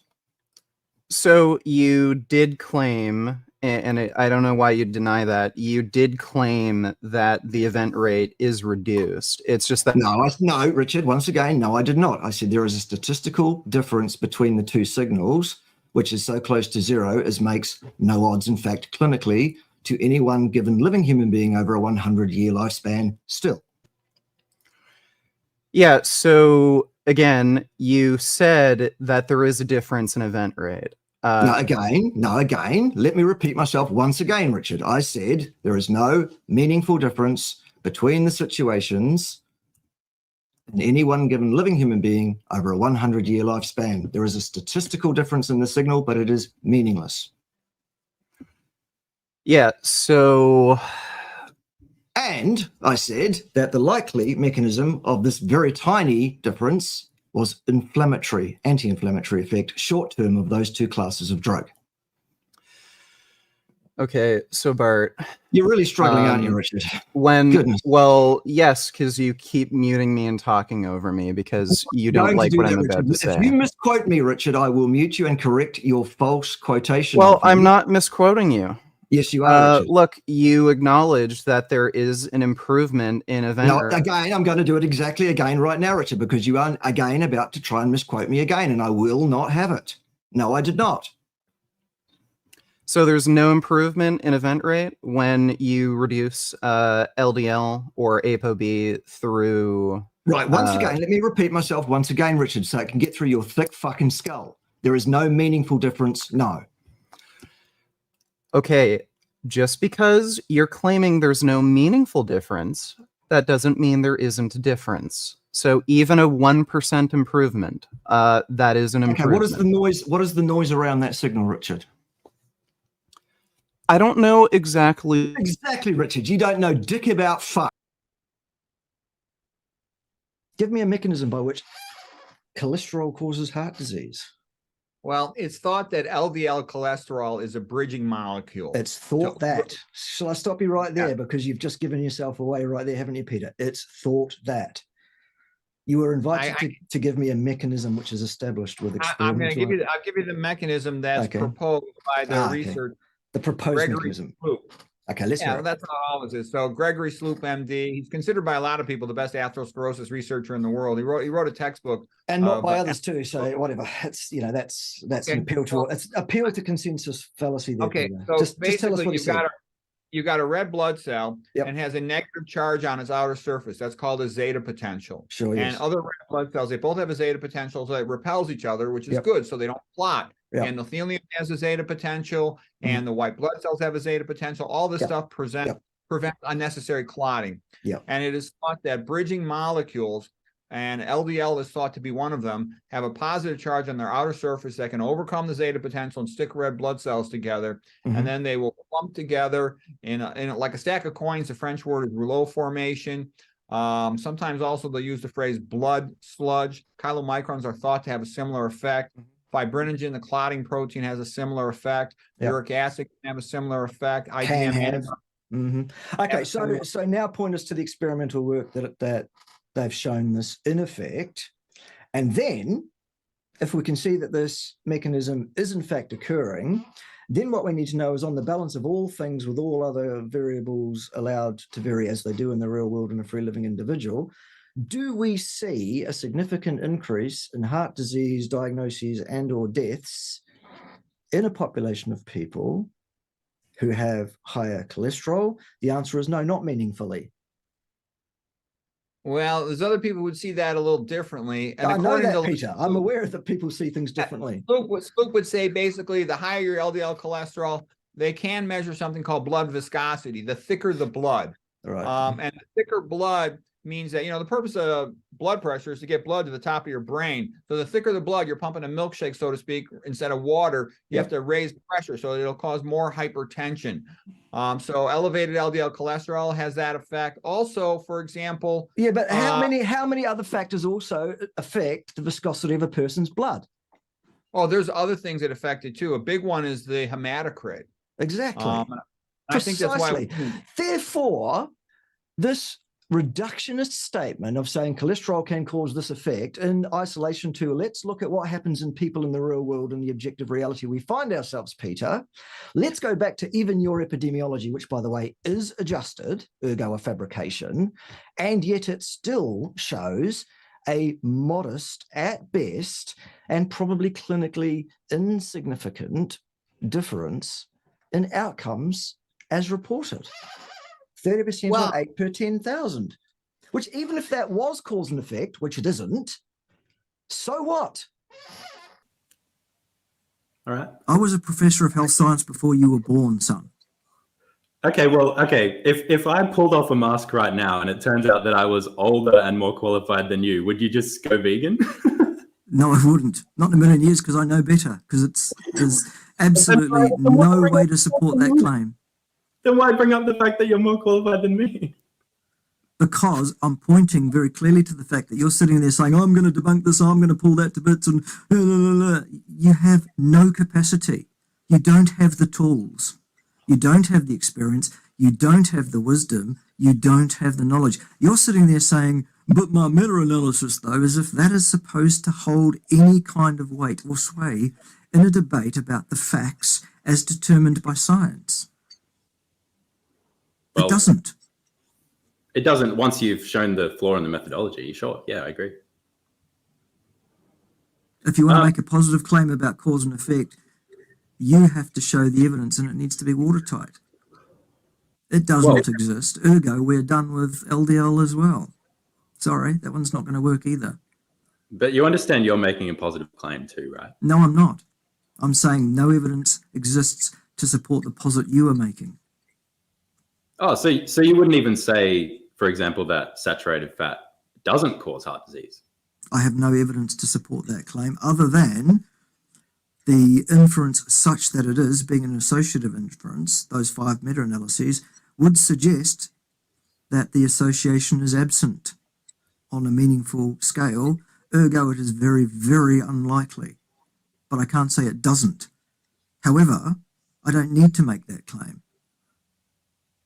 because all I need to do is live my life eating a perfectly healthy dose of saturated fat, as my ancestors have done for at least 4.5 million fucking years. And as such, our bodies are all absolutely designed by natural selection pressures in that fashion, and enjoy the rude health, that concept of health that we spoke about, that I'm enjoying, and continue to enjoy that. Job's a good one. And there is absolutely no evidence extant anywhere that people who eat a carnivorous diet have worse health outcomes than either of the other two populations. In fact, it seems like the one and only one anecdotal study that's available at this time, and it's the Harvard study on carnivores, 2060, N equals 2060, carnivores of 6 months or more. Ridiculous, it's not science. But that study indicates that it's all tickety-boo. And there's no evidence to suggest it's not tickety-boo for any reason. So for me, it's pretty straightforward. It's pretty simple. Anyone who wants to say a carnivorous diet is bad for us is making a positive claim, and it is them who is responsible to find evidence that that is so. Every attempt that has been made so far has proven to be vacuous, false, ideological, pseudoscientific, or even anti-scientific in nature. There is not one single indicator that a carnivore... experimental studies that can support that ridiculous posit. Well, according to some research that came out May of last year, the ketogenic diet induces p53-dependent cellular senescence in multiple organs, particularly the heart and kidney. And this article wasn't saying that a ketogenic diet isn't something you shouldn't do. Did you see how you didn't cite an article then when I invited you to cite the article that you want to discuss? That's why I ran into problems, because I was trying to pull them up on my computer and then it crashed and then I got kicked out. Okay, so any study that says something causes something else is questionable straight away, isn't it? Because you just use the term causes. But you haven't cited anything that you're referencing. I don't need to cite anything. I don't need to cite anything. Well, then why do I? Do you know what a p53-dependent cellular senescence is? Do you know what p53 is? Yes, I do. Okay, well then can you explain are. why a ketogenic diet induces senescence in those cells? Well, I'm not convinced that it does. And that paper that you're citing there, I'm absolutely certain doesn't establish it either. It does matter, because you just cited that article. You just tapped that article and said, here's some research that absolutely shows X, Y, or Z. And I'm inviting you to share that study with us so that we can look at what's wrong with it and show why it doesn't show what it purports to show, because that's almost certain. Well, as soon as you say something causes something, then what you're doing is showing an inability to actually competently read science. Can I ask you, Victoria, how many peer-reviewed publications do you have in your own name? I don't have any. I never did my PhD. You don't need a PhD to have peer-reviewed publications. It helps. Well, it helps. Because that's your ticket to the club. But here's the thing. Sure. Given the fact that you have never worked in research, so you have never published anything as a researcher, that doesn't mean that I don't know how to read in a position. It does. That's exactly what it does mean, Victoria. You are not competent to read the science.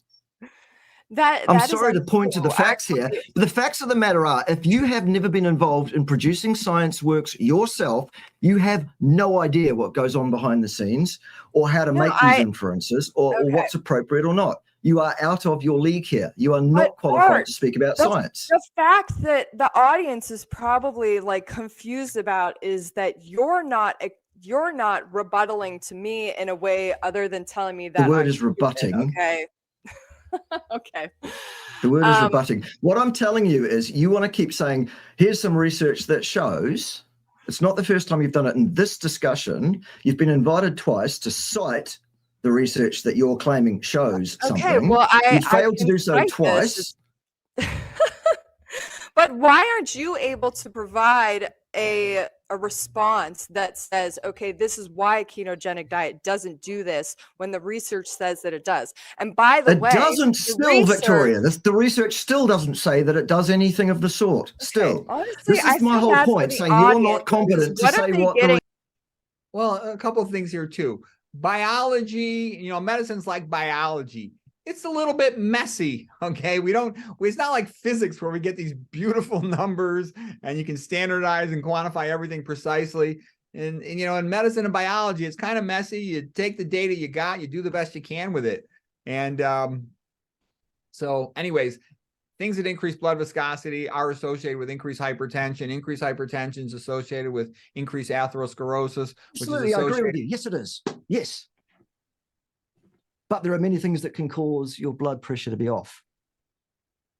Many things. And some of them are constructive interferers and some of them are destructive interferers, such that for you to tease out cause and effect at the end of the day, you have to have your finger on so many variables that it's not going to be realistic for you to be able to make a cause and effect statement.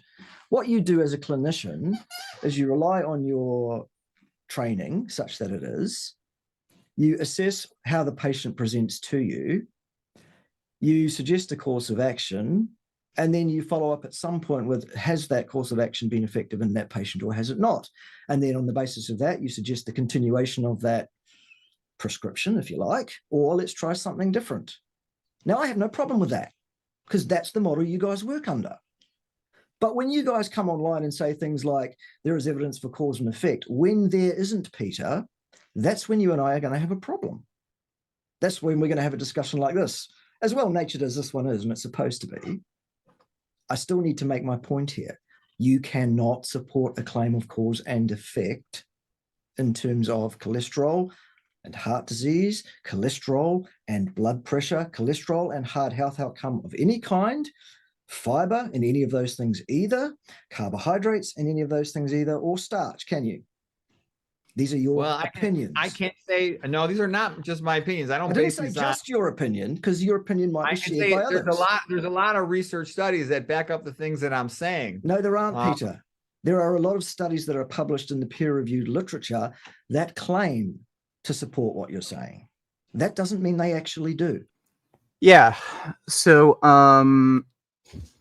from my perspective, there is a clear association between LDL, or more specifically ApoB, and atherosclerotic cardiovascular disease. Okay, what is the value of that? What is the value of that association or that coincidence? What is the R-squared value on that, Richard? You've said it's 0.7, and I'm saying no, it isn't. One of us is competent to read stats and one isn't. So where do we go from there?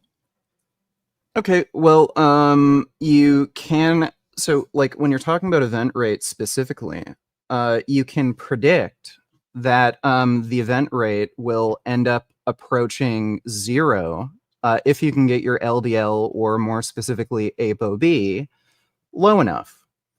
So you may not personally be able to do... All right. Let me help you understand that, Richard, because I know it's complex. How low is low enough to be associated with approaching 0 incidence? So if you don't already have heart disease, an LDL below 70 seems to be associated with an extremely low event rate where it's near 0. And you're talking about that study that showed that progression rate thing that had an N equals 2 in the below 70 category, aren't you? Yes, no. Well, that's one of. There are no other studies, Richard. I'll tell you why. No, there are. What do you have to do to get your LDL below 70? Well, eating lots of fiber, exercising, be at a healthy body weight, genetics help, and you might also none of those things will get you much below 70, Richard. It's an unnaturally low LDL level. No, it's not. Yes, it is. A lot of people, I would say probably about half the population could do that. Well, they can't, without though, drugs. Richard. They can't, though, Richard, because if they could, and it was important to do, they would do, wouldn't they? The genetic set point for LDL is around about 220, actually, Richard. The genetic set point for LDL is 220? Plus or minus individual differences, for of course. LDL, and we're talking about LDL-C. Oh, my God. What do you mean LDL-C, Richard? What's that? That's the molecule count. No, it isn't, Richard. Yeah, it is. Oh, so no, it still isn't. Your opinion that it is still doesn't make that so. It still isn't so. LDL-C stands for LDL cholesterol, Richard. Yeah, and it doesn't exist. The molecule. It doesn't exist. What are you talking about? It doesn't exist. That's so right. When you're looking at... Okay, so when I'm looking at the lab work, they're giving me lab work that just they made up? Well, actually, Richard, as it turns out, yes, because so-called LDL-C is not measured anyway. It's estimated. So, yes, they are. Yeah, well, you can measure it, but it's usually an estimated but that's not done. That's not done. And the thing that's being measured... Well, again, the estimate's number of very LDL accurate. Carriers, Richard, nothing to do with the estimate is accurate within like 10%. LDL cholesterol is not in existence because cholesterol only comes in one form, cholesterol. LDL Well, is a right. carrier. It's not cholesterol. Yes, I know. Richard. Yes, No, you I know. don't know clearly because you just Yes, told I me that know. LDL-C is something other than what it is. So it's clear that you don't know. So I'm Yes. educating you. Yes, I know this. I know that No, it's you usually clearly don't know this, calculated. Richard, still. You I still know that it's clearly don't know. usually calculated. That's right. But the calculation is usually very accurate, especially for non-diabetics. No, it isn't. Diabetics. Richard, okay, yeah. what is the R-squared value around that? Because you're telling me it's very good. Well, what is it? I don't even know what the fuck you mean by Right, that. you don't even fucking know, Richard. So you're just giving us well, your opinion, you're saying things which is that based make on absolutely no sense. education in the field whatsoever. Okay, good. Okay, so you claimed the normal physiological range for LDL is 220. Yep. Okay, so when you're getting lab work done and they tell you that an LDL above 100 is high, that's an arbitrary decision. That's an arbitrary decision, Richard. That's a threshold that's been imposed by people. I don't know what you again, I don't know what you mean by arbitrary. Yes, we could set it at 90. We could set it at 110. You don't know many words bigger than wheelbarrow, do you, Richard? That's the problem. Yeah, because you have no.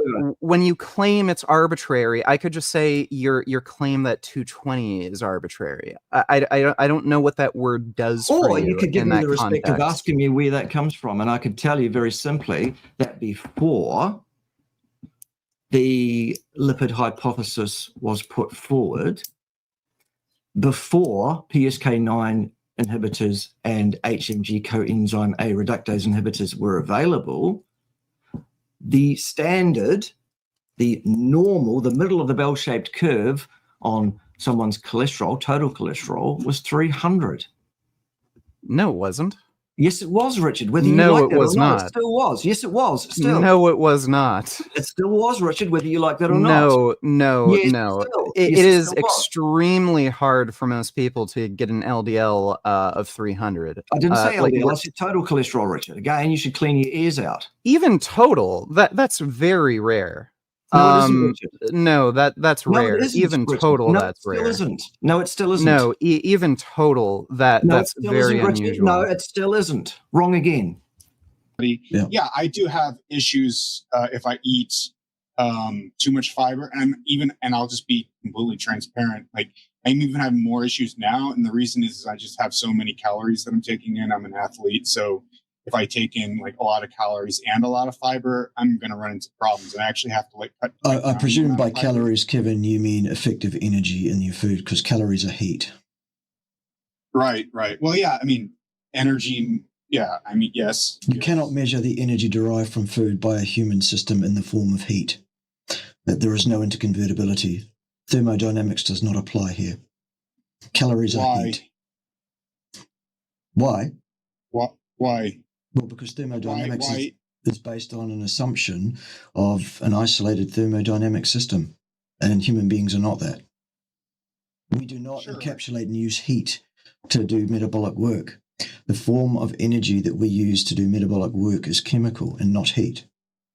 Calories are, by definition and by measurement, they are heat. Yeah, but the energy contained in those bonds, we do a kind of combustion, right? We take carbon backbones that are combustible if you set them on fire. Yes. Right? We add oxygen to them. Yes. Right? We oxidize them. Yes. And then we spit out carbon dioxide. It's a lot like firewood. And of course, great. Don't actually tell me then, Kevin, how many calories are contained per gram of protein? I'm sure this is a trick question. No, it's not. You know the answer. Yeah. Well, I mean, I guess it depends upon, I don't know what kind of, but it depends on the amino acid. I'm sure it depends on the food source, but roughly like 4 to 4.5 grams per calorie is the standard answer. Right. And is that standard answer correct? Does it have veracity scientifically? The answer is no. Absolutely, unequivocally, no, it does not. So wait, but why? Because of the thermogenesis? Partly because of that, and also partly because of the fact that very small amount of the amino acid that you take in is actually oxidized at all. Most of it is incorporated into body structures, and as such, in effect, contains no calories at all. Yeah, I'm not, I mean, yeah, sure. When do you think we started growing crops? Oh, I'm not really qualified to answer that. Or anything else, but let's deal with this one just now. Right, what's next? Okay. Yeah. All right, so let's Hold move on. on. I have a question though for Bart, because I'm really Yes, please, curious. Victoria. Yeah. How did you come into believing that the carnivore diet, because isn't that what you practice, right? And that's what you promote, correct? 95% most of the time, that's about where I sit. Oh, yeah. okay. I'm not 100% Well, carnivore, never have been, Right, because never I said I did was. see you drink goat's milk in one of your videos, and that contains carbohydrate. Right. That's correct, it does. So yes. what I'm curious about then is your philosophy on diet and how you came to that, conclusion. Right. My conclusion about what the best diet for any given human being is likely to be is based on the actual hard sciences that inform on that, i.e. physical anthropology, organ systems, comparative anatomy and physiology, studies of our metabolic pathways, etc., combined with my own experience of having done it and the anecdotes of now hundreds of thousands and millions actually of folks who are following this way of eating and finding ostensibly the same as what the rest of us are finding in terms of the associated changes in our health. Basically, science is not able to answer this question about what is the best diet for human beings. If you're looking for an answer in human nutrition science, you are looking in the wrong place. There is no good science extant anywhere in this field. It's all theology, it's all ill-disciplined claptrap, and it's all bought and paid for. Science is a discipline, as I've repeatedly said, and if you want to assert cause and effect, there are certain rules you follow as a scientist to be able to assert cause and effect. Failing that, you have to report your data as an inference. That's where it falls down. Please comment on that. Well, I would have a couple comments. The first one is there's a doctor by the name. Well, I'll address a couple things. Number one, most doctors, like I said, don't know anything about nutrition, epidemiology, or toxicology. Correct. Okay, the training in medical school is basically to become an internist, and the basic mantra of med school is match the ill to the pill and send a bill. Okay, Right. so it's really training in pharmacology and how to sell drugs. Yes. All this stuff I learned later. But then I would go back to some interesting research. There's a guy by the name of Caldwell Esselstyn, and he was at the Cleveland. Oh my God. Peter, again, you are talking to an intelligent individual and an intelligent audience. Caldwell Esselstyn undertook a completely uncontrolled naturalistic observation with no control group of any kind, and his intervention was multifaceted, ergo completely incapable of even inferring anything cause and effect. We are done. Let's move on. Caldwell Esselstyn. Okay, all right, so no. Caldwell Esselstyn, we won't go any more on him, but I got another one to share with you. And he's got bigger data sets. This one is William. Again, Kempner. Peter, bigger is not better. A big pile of turd is nothing more than a big pile of turd. But carry on. Okay, well, his name's Walter Kempner. He came out. Oh my God, the rice diet guy now. Okay, boys and girls. Again, Peter, you are talking to an intelligent individual and an intelligent audience. What Walter Kempner did was a naturalistic observation where he made some observations around some associations that he observed in a multifaceted intervention. He did not do experimental science proving cause and effect, or even making a decent inference on cause and effect. Now, as it turns out, any diet which avoids the standard Western, standard American diet is, at least in the short term, preferable to the standard diet, precisely because of the Randall cycle issue I was alluding to earlier. So Were you talking about total before, but you just misspoke and you said LDL? No. I said the total. So I've you're just telling said me the total the was around normal 300, and the LDL fraction of that was around about 220. That's what it was. Where are you getting that from? Where am I getting it from? Yeah. Have you never even? So Look, you're it's telling clear that me you never prior have to researched this. like 1980 something, when did statins come out? The normal LDL score for your average person was 220. That's right. Where are you getting that from? Well, you can go and look it up for yourself, Richard. If you actually had any research skills, you could go. That is baffling. Go and look it up, Richard. It's a fact, whether you like that or not. Okay, Bart, that I with a very high degree of certainty, I can tell you that's not true. Well, you're wrong, Richard. Your certainty is based on your high school diploma, isn't it, son? Dude, you like don't call me that dude. Would be normal for somebody who's like morbidly obese and just eats tons of butter all day. For the day. average population prior to the inception of those drugs and the lipid hypothesis, the standard American diet, etc. That's what it was, Richard. Go and look it up. It's a fact. No. Yes, look, still. I don't even know if that's normal in the carnivore community. Well, it is. Like, that's the fact of the matter is you don't know dick about fuck, Richard. That's the whole point. That said, there have been some studies, some short-term biomarker studies where they give people supplemental fiber. It's not in a food form. And they see improvements to blood glucose. They see improvements to lipids, etc. So I wonder what you think about those data. I mean, and also improvements to like inflammatory markers. It's not necessarily like you don't see like terrible stuff happening on the short term. Right. Reductionism and mechanistic speculation. I'm interested in hard health outcomes over multiple decadal periods. There is no data to inform on that.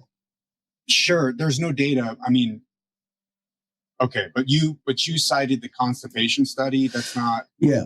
And the reason I cited that is because that is the one and only one piece of mechanistic speculation, reductionist work that is available on this topic. Everything else you can read about the gut microbiome and fiber and everything else, all of those are review type studies, or they are studies looking at the speciation of microbiota, or they are looking at associations with inflammatory markers and all sorts of things like that.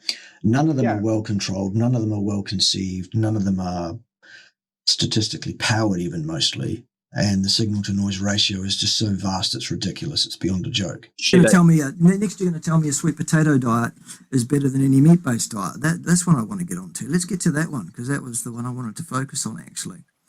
Okay. So you want to back that one up with anything?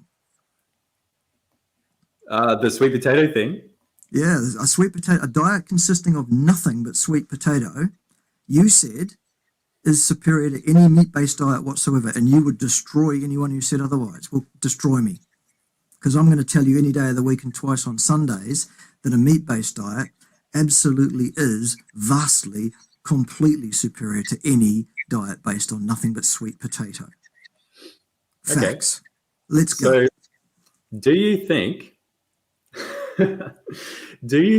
you're... I think I do, and I think that's the difference between you and I, son, but that's for another day. What's next? Do you think your blood lead level on a carnivore diet would be higher or lower than someone on a sweet potato diet?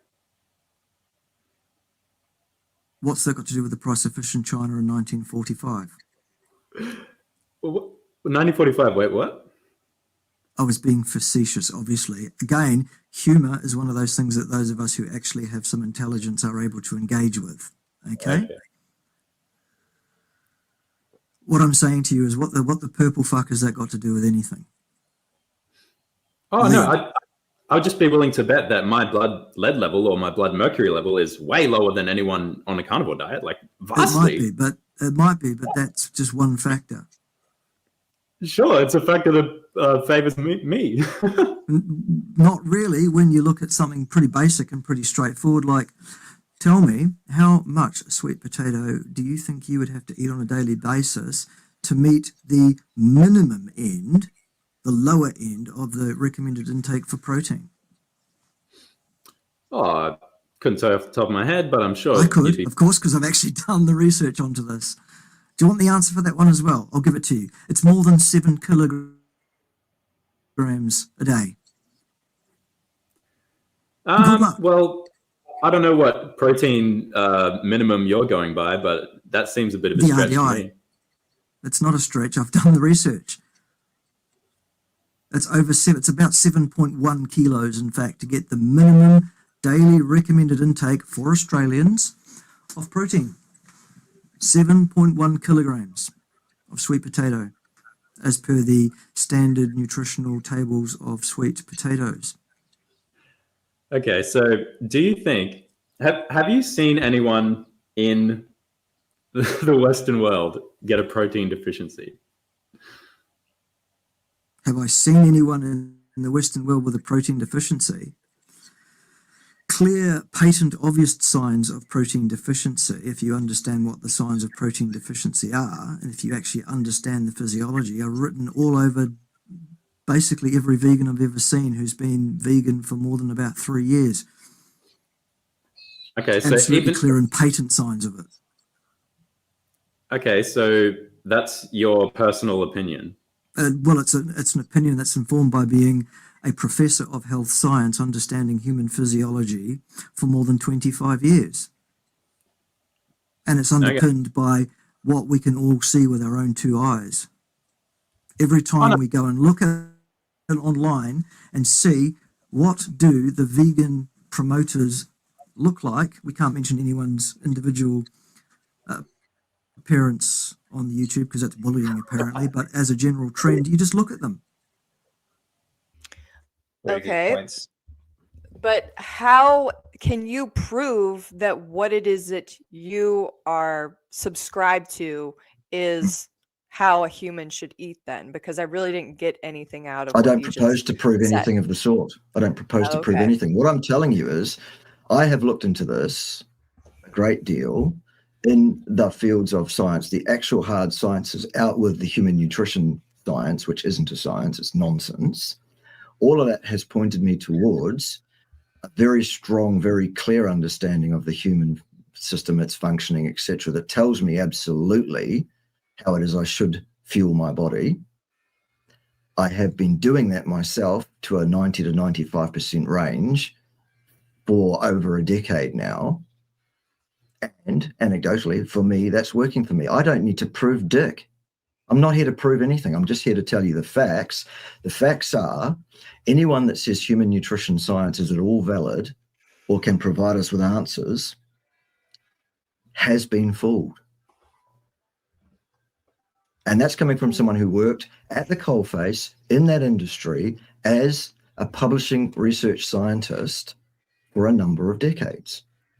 I know exactly how ugly. That being, the last thing you should do dietarily is consume a diet which is a combination significantly of carbohydrates and fats with protein. You should pick one of those macros for your energy source. Protein is largely the source of building blocks for your body. And out of those 2, carbohydrates or fats, one of those is in line with your genetic gift, your anthropological past as a human being, and is in line with the form and function of your organ systems, your metabolic pathways, all of those things. And one of them is not. The decision is very, very simple. Precisely because 84% of people who ever try a vegan diet quit. They do that within 5 years, and 90% of those people say catastrophic health failure born of nutrient deficiency was the reason. That does not occur in carnivores, because the carnivore diet is genetically, anthropologically correct for human beings. It is the optimum diet for human beings, apparently. And the vegan diet is not, patently. Please, off you go. Look at my teeth. They're better than Gregor's, I'll give you that. They're flat. Well, are you going to give me we are not carnivores because we don't have sharp, pointy teeth, though, Peter? Is that yeah, what we're like a horse. I got teeth like a horse. Oh my God. That's Okay, for- Peter. Our jaw goes side to side. Peter, That's for grinding plants. Peter. You're going from ridiculous to comedic now. Have you heard of a thing called a hagfish, Peter? I heard of it, but I don't know much about hagfish. It lives off the flesh of decaying whales at the bottom of the ocean. It has no teeth of any kind. Somebody send it a memo, please, telling it that it's not a carnivore because it doesn't have sharp, pointy teeth like this. Are you stoned? What drugs have you been prescribing yourself, Peter? We're not carnivores because we don't have sharp, pointy teeth. I'll tell you what we do have, Peter. Thumbs, a working brain, some of us, an ability to communicate conceptually with one another and to plan and strategize and to hunt successfully that way, and the ability to fashion tools like, knives. You will not see a cave painting of ancient human beings diving headlong at woolly mammoths with their mouths open, trying to rip their throats open with it. They're holding sharp, pointy sticks. And later on, you'll actually find that some of those sticks are no longer sharp and pointy. They now have an animal gut strung across it, and they have another sharp, pointy stick that they're firing at said mammoths. Okay, sharp, pointy teeth. No, Peter. Try again. Yeah, so I would say the best evidence that ApoB is causal when it comes to atherosclerotic cardiovascular disease would be meta-analyses of Mendelian randomization studies, prospective cohorts, and randomized trials showing a log linear association between the absolute magnitude of exposure to LDL or ApoB. Okay, now the two are kind of the same for for the explain most log part. linear, Richard. Explain log linear to us. Yeah, so it just means that as you increase LDL, you see a linear increase in heart disease risk. No, it doesn't mean that, Richard. Wrong again. Okay, what Explain does it log mean? linear. You use the term log linear, so explain it to us. What's the log bit mean?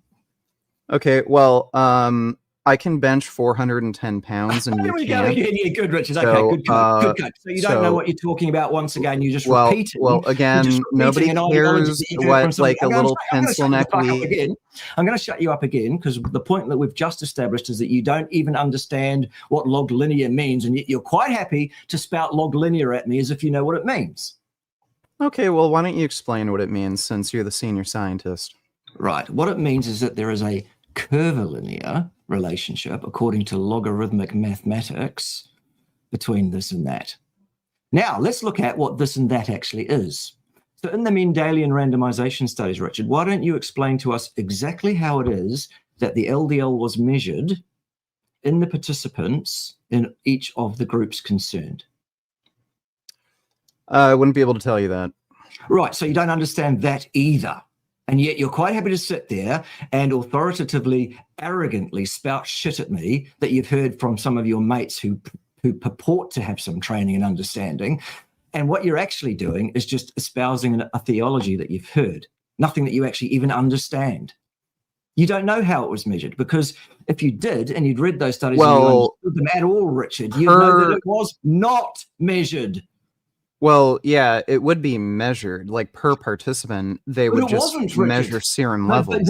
What you've just said is false. In those Mendelian studies, no, Richard, don't interrupt me when I'm speaking, son. At the end of the day, in those Mendelian studies, nobody's LDL was measured. That's not true. Yes, it is, Richard. Go and read the fucking thing. Yeah, they do. They measure their LDL. No, they fucking don't, Richard. Yes, they do. No, they still don't. Yes, they do. Okay. Bring up a study, a Mendelian study, where they explain how the LDL was measured in those participants that they are talking about in that study. You won't be able to, because they don't, Richard. Yes, they do. No, they still don't, Richard. Yes, no, yes, false. they do. No, they still don't. No, they don't. Yes, they do. No, they still yes, don't. They do. No, they still don't, Richard. Yes, they do. No, they still don't. Shut the fuck up. What's next? Yes, they do. No, so they don't. They look at so they look at me a study where they measure anybody's LDL in the Mendelian. Okay, I'm going to shut you the fuck up again. Show me a study. Bring one up on the screen if you like. I'll give you the ability to do so, where they actually measured, or even the usual estimation technique, where they actually even did that. on any participants in a Mendelian study. Off you go.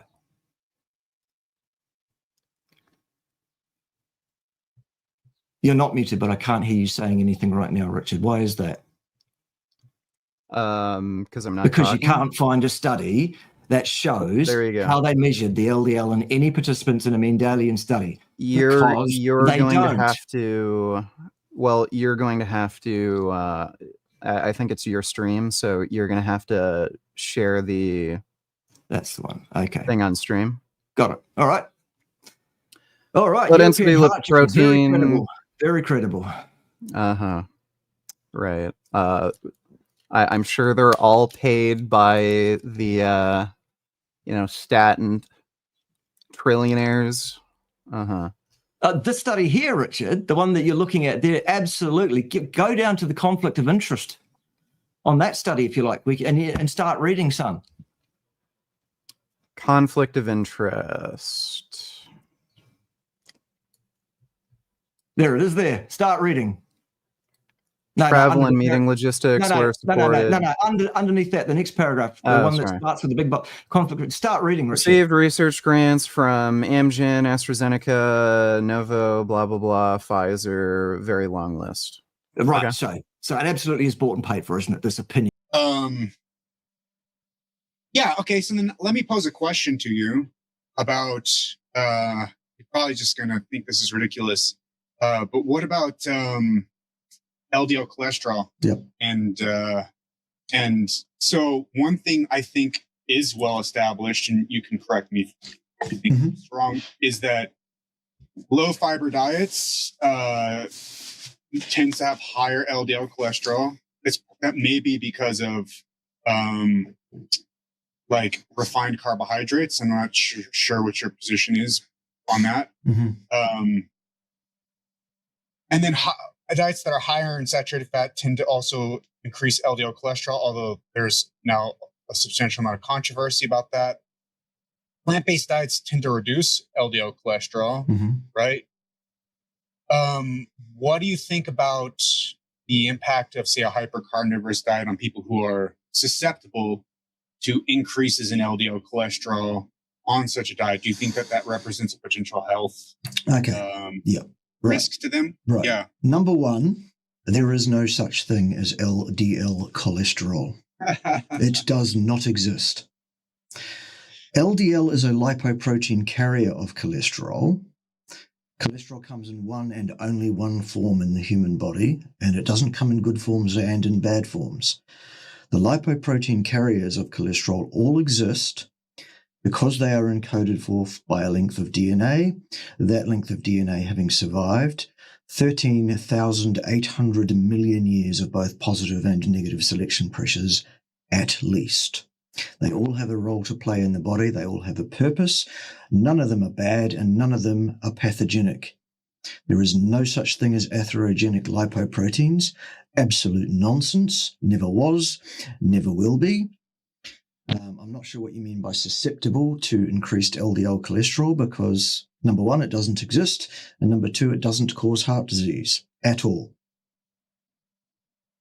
What do you think about the clinical trials using drugs producing LDL cholesterol and the impact on long-term cardiovascular disease? The impacts, again, impact is a cause and effect inference. You cannot make that from an associative study. There are clinical trials. That makes no difference to the fact that they are not actually controlled experiments. They are people who are given a certain drug and then they check that that drug has had the effect on the marker that they're looking at, in this case, LDL. And they also associate the incidence of heart disease diagnoses in that population. And they then say, now we have an association between reduced LDL and reduced heart disease incidence. That is not an experimental study. That's an associative, naturalistic observation. It's not well controlled. There are so many confounds, it's ridiculous. The actual differences in absolute terms between the highest and lowest LDL cholesterol and heart disease do not actually even imply that there is a dose response relationship between LDL and heart disease anyway. The single largest data set available on this topic is not even published in the peer-reviewed literature. It's 2 data sets collected independently by 2 so-called respectable organizations, one of whom being the British Heart Foundation and the other one being the World Health Organization. They have a data set on serum cholesterol and obviously the subcomponents of the cholesterol in well over 1,000 million individuals from 148 countries and territories around the world.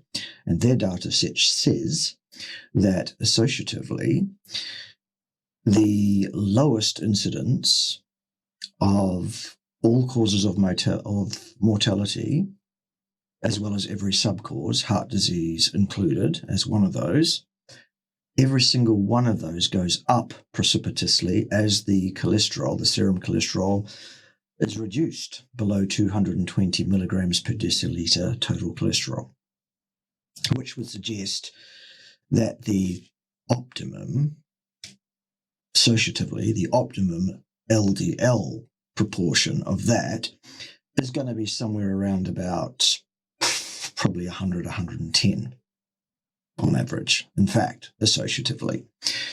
I don't know how many videos I've made debunking this absolute ridiculous, nonsensical garbage that people are pointing the finger at cholesterol or lipoprotein of any kind or any subfraction of lipoprotein as being remotely causal in heart disease, whatever.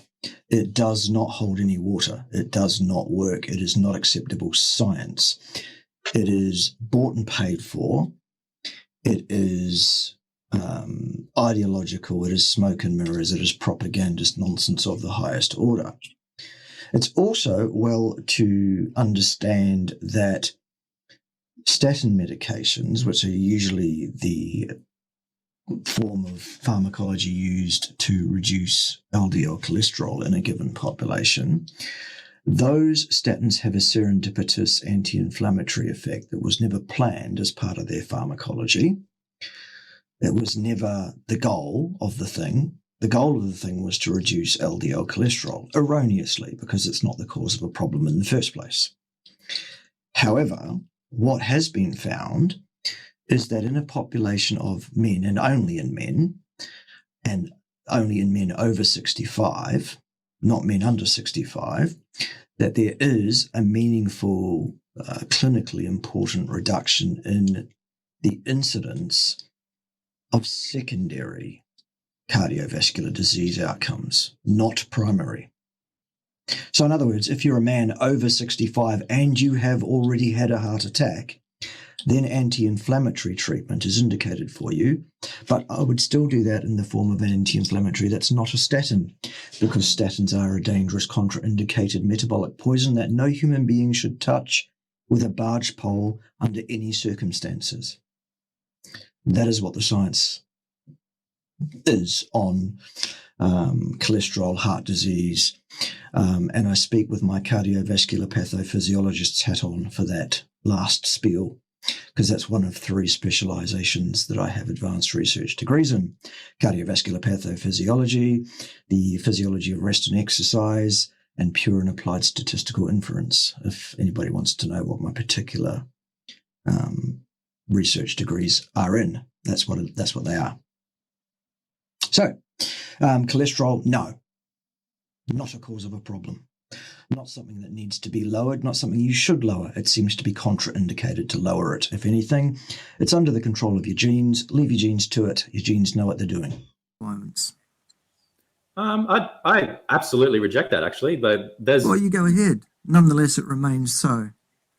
I could point you to over 600,000 people who die of cardiovascular disease every year, a disease that your diet causes, and no, it doesn't. See, there you go with cause and effect again. Okay, now show me an experiment that backs that up.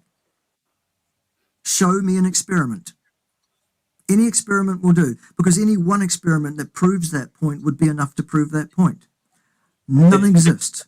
been done. You didn't want to have a data battle, and it's. I didn't say I didn't want to have a data battle. I at no time said I did not want to have a data-based debate with you. And you will lose. And you will lose.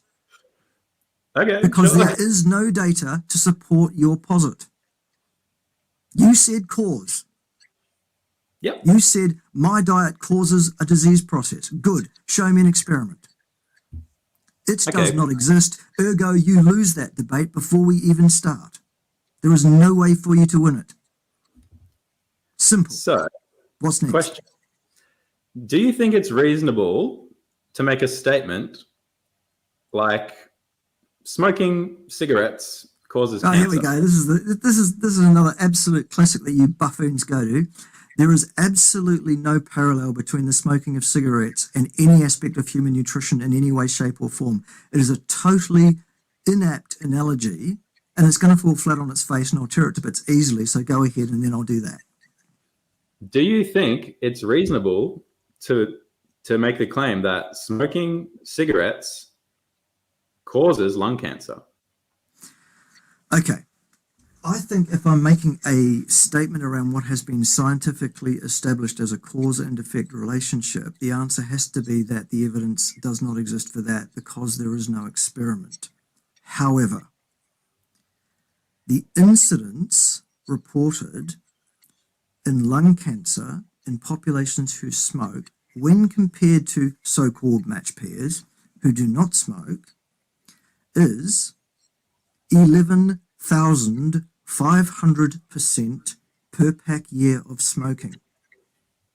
That is a massive change in the incidence of something. Okay. When you look at any aspect of nutritional epidemiology, you get something like 10, 11, 12, sometimes 20 and 30% for really big differences, all of which, by the way, have been adjusted and as such are invalid anyway. But let's just say they were valid for fun. That is not the same thing. That does not have the same utility.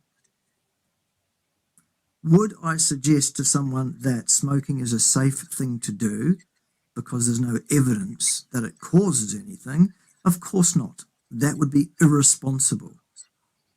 To suggest that because an adjusted result on a loosely uncontrolled naturalistic observation look at incidence of a disease process versus what people report they are eating is dangerous, that is also irresponsible. And I'm not prepared to do that either. So your smoking analogy is totally a waste of space. They are not the same thing. 11,500 is very different from 10, isn't it? Very, very different. Yes. Okay. Are we done with that? What's next? Okay. So don't you think if you were trying to convince a skeptic and you said, well, saturated fat doesn't cause heart disease. Why would I say that? Well, that would take an evidence claim. I don't have that evidence. What I say is there is no evidence to suggest that it does. That is a correct statement. It is unassailable because there is no evidence. I've already said, anyone watching this that wants to come on my channel and have a data-driven debate, I will crush you on that. You've said that and you're wrong. You're completely fucking wrong. You are out of your box crazy. There is no data to support your claim on cause and effect. It does not exist. It is all invalid, ideological claptrap. Okay, so if you were trying to convince a skeptic and you said there's no evidence to show that saturated fat causes heart disease, but then you also said, well, by my standards, there's also no evidence to show that smoking causes lung cancer. Don't you think they would at least have to weigh up those stats and be like, well, hold on, what, Well, that's what we've just done. Were you listening? Were you here for the last 5 minutes when I just explained to you how those two things are completely fucking different? Did you miss that somehow? You just nodded somewhat intelligently when I said, do you understand how 11,500 is not the same as 10? And you went, yes, I understand that. Where did you get 10 from? Because that's typically around about the range of differentials that are reported in nutrition epidemiological studies. Okay. Well, what if I could show you that the absolute risk impact on heart disease risk for consuming No, saturated... risk is a cause and effect statement. It requires an experiment. Do you have an experiment? No, you don't. Drop the word risk. Risk is just the incidence for a No, given it isn't. population. They're not the same thing at all. God, where do you get these ideas from? Risk is not the same thing as incidence. Incidence is something occurring. Risk is a prospective assessment of the likelihood of something occurring. If you want to say, I have a prospective guess on the likelihood of something occurring, you need to underpin that with some evidence that it is so, and that your estimate is valid in any way. No such evidence exists anywhere in the literature. It never has, and it never will. It is not an assessment of risk. It is a retrospective look at incidence in a population of people who were not kept under control, who were not used experimentally in any way. It was a loose, naturalistic observation, and the inputs was their report on a self-reported data sheet on how much of this, that, or the other thing they've been eating. Okay, so if the absolute risk impact of, say, saturated fat on heart disease incidence... Again, have you just missed everything I've just said? You've just used the same word again, risk.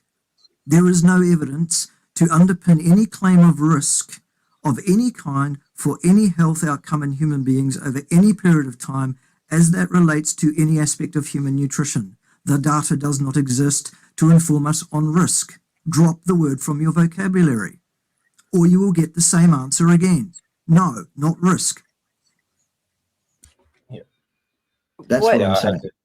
Okay. People that say, cite this, cite that, cite the other thing, prove this, prove that. That's not what I'm here to do. But that's what you're asking me to do. No, you're saying here's some research that shows. And I'm inviting you to cite it so we can discuss the research that you think shows something, so that we can show you how it is that you've been fooled. And in fact, what you are suggesting shows X, Y, or Z, in fact, does no such thing.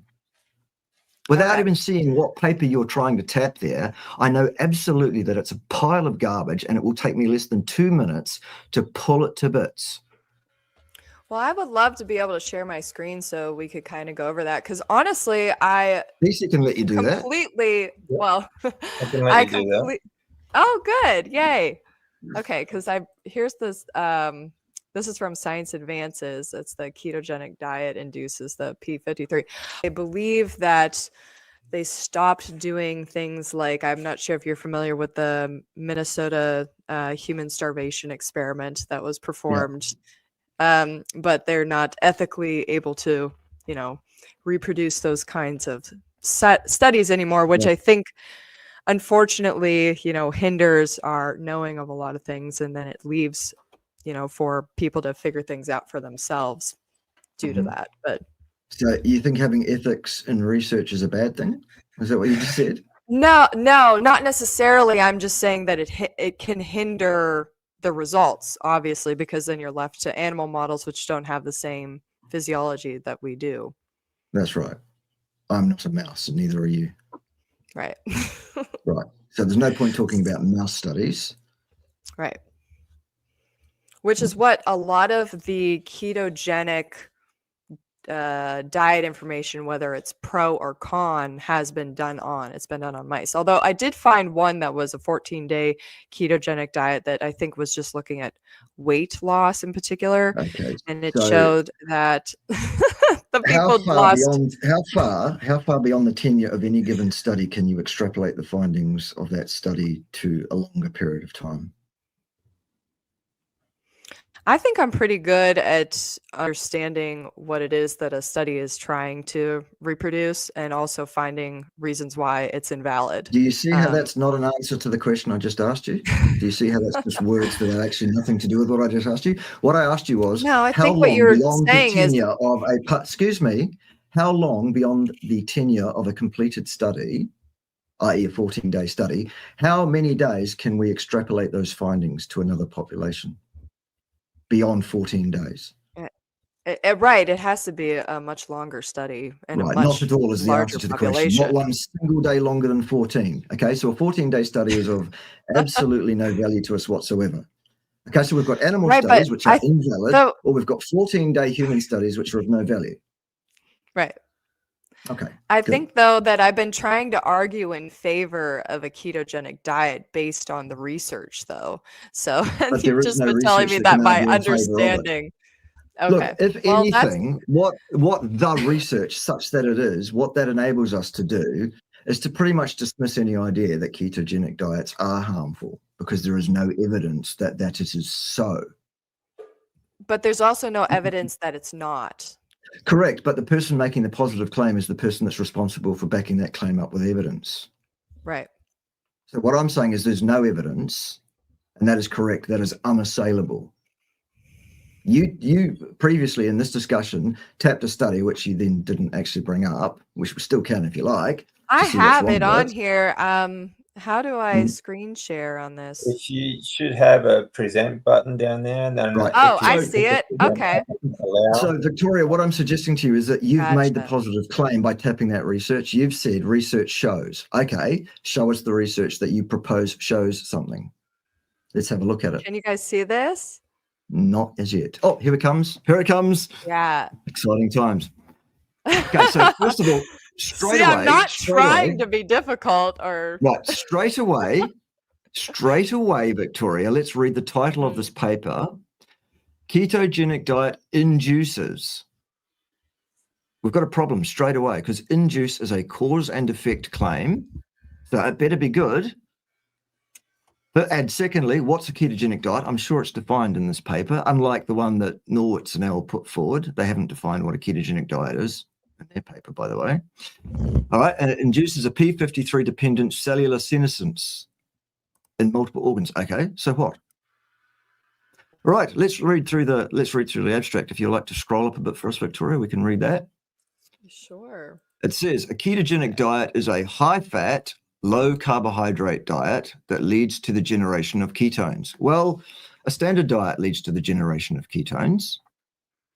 Mm-hmm.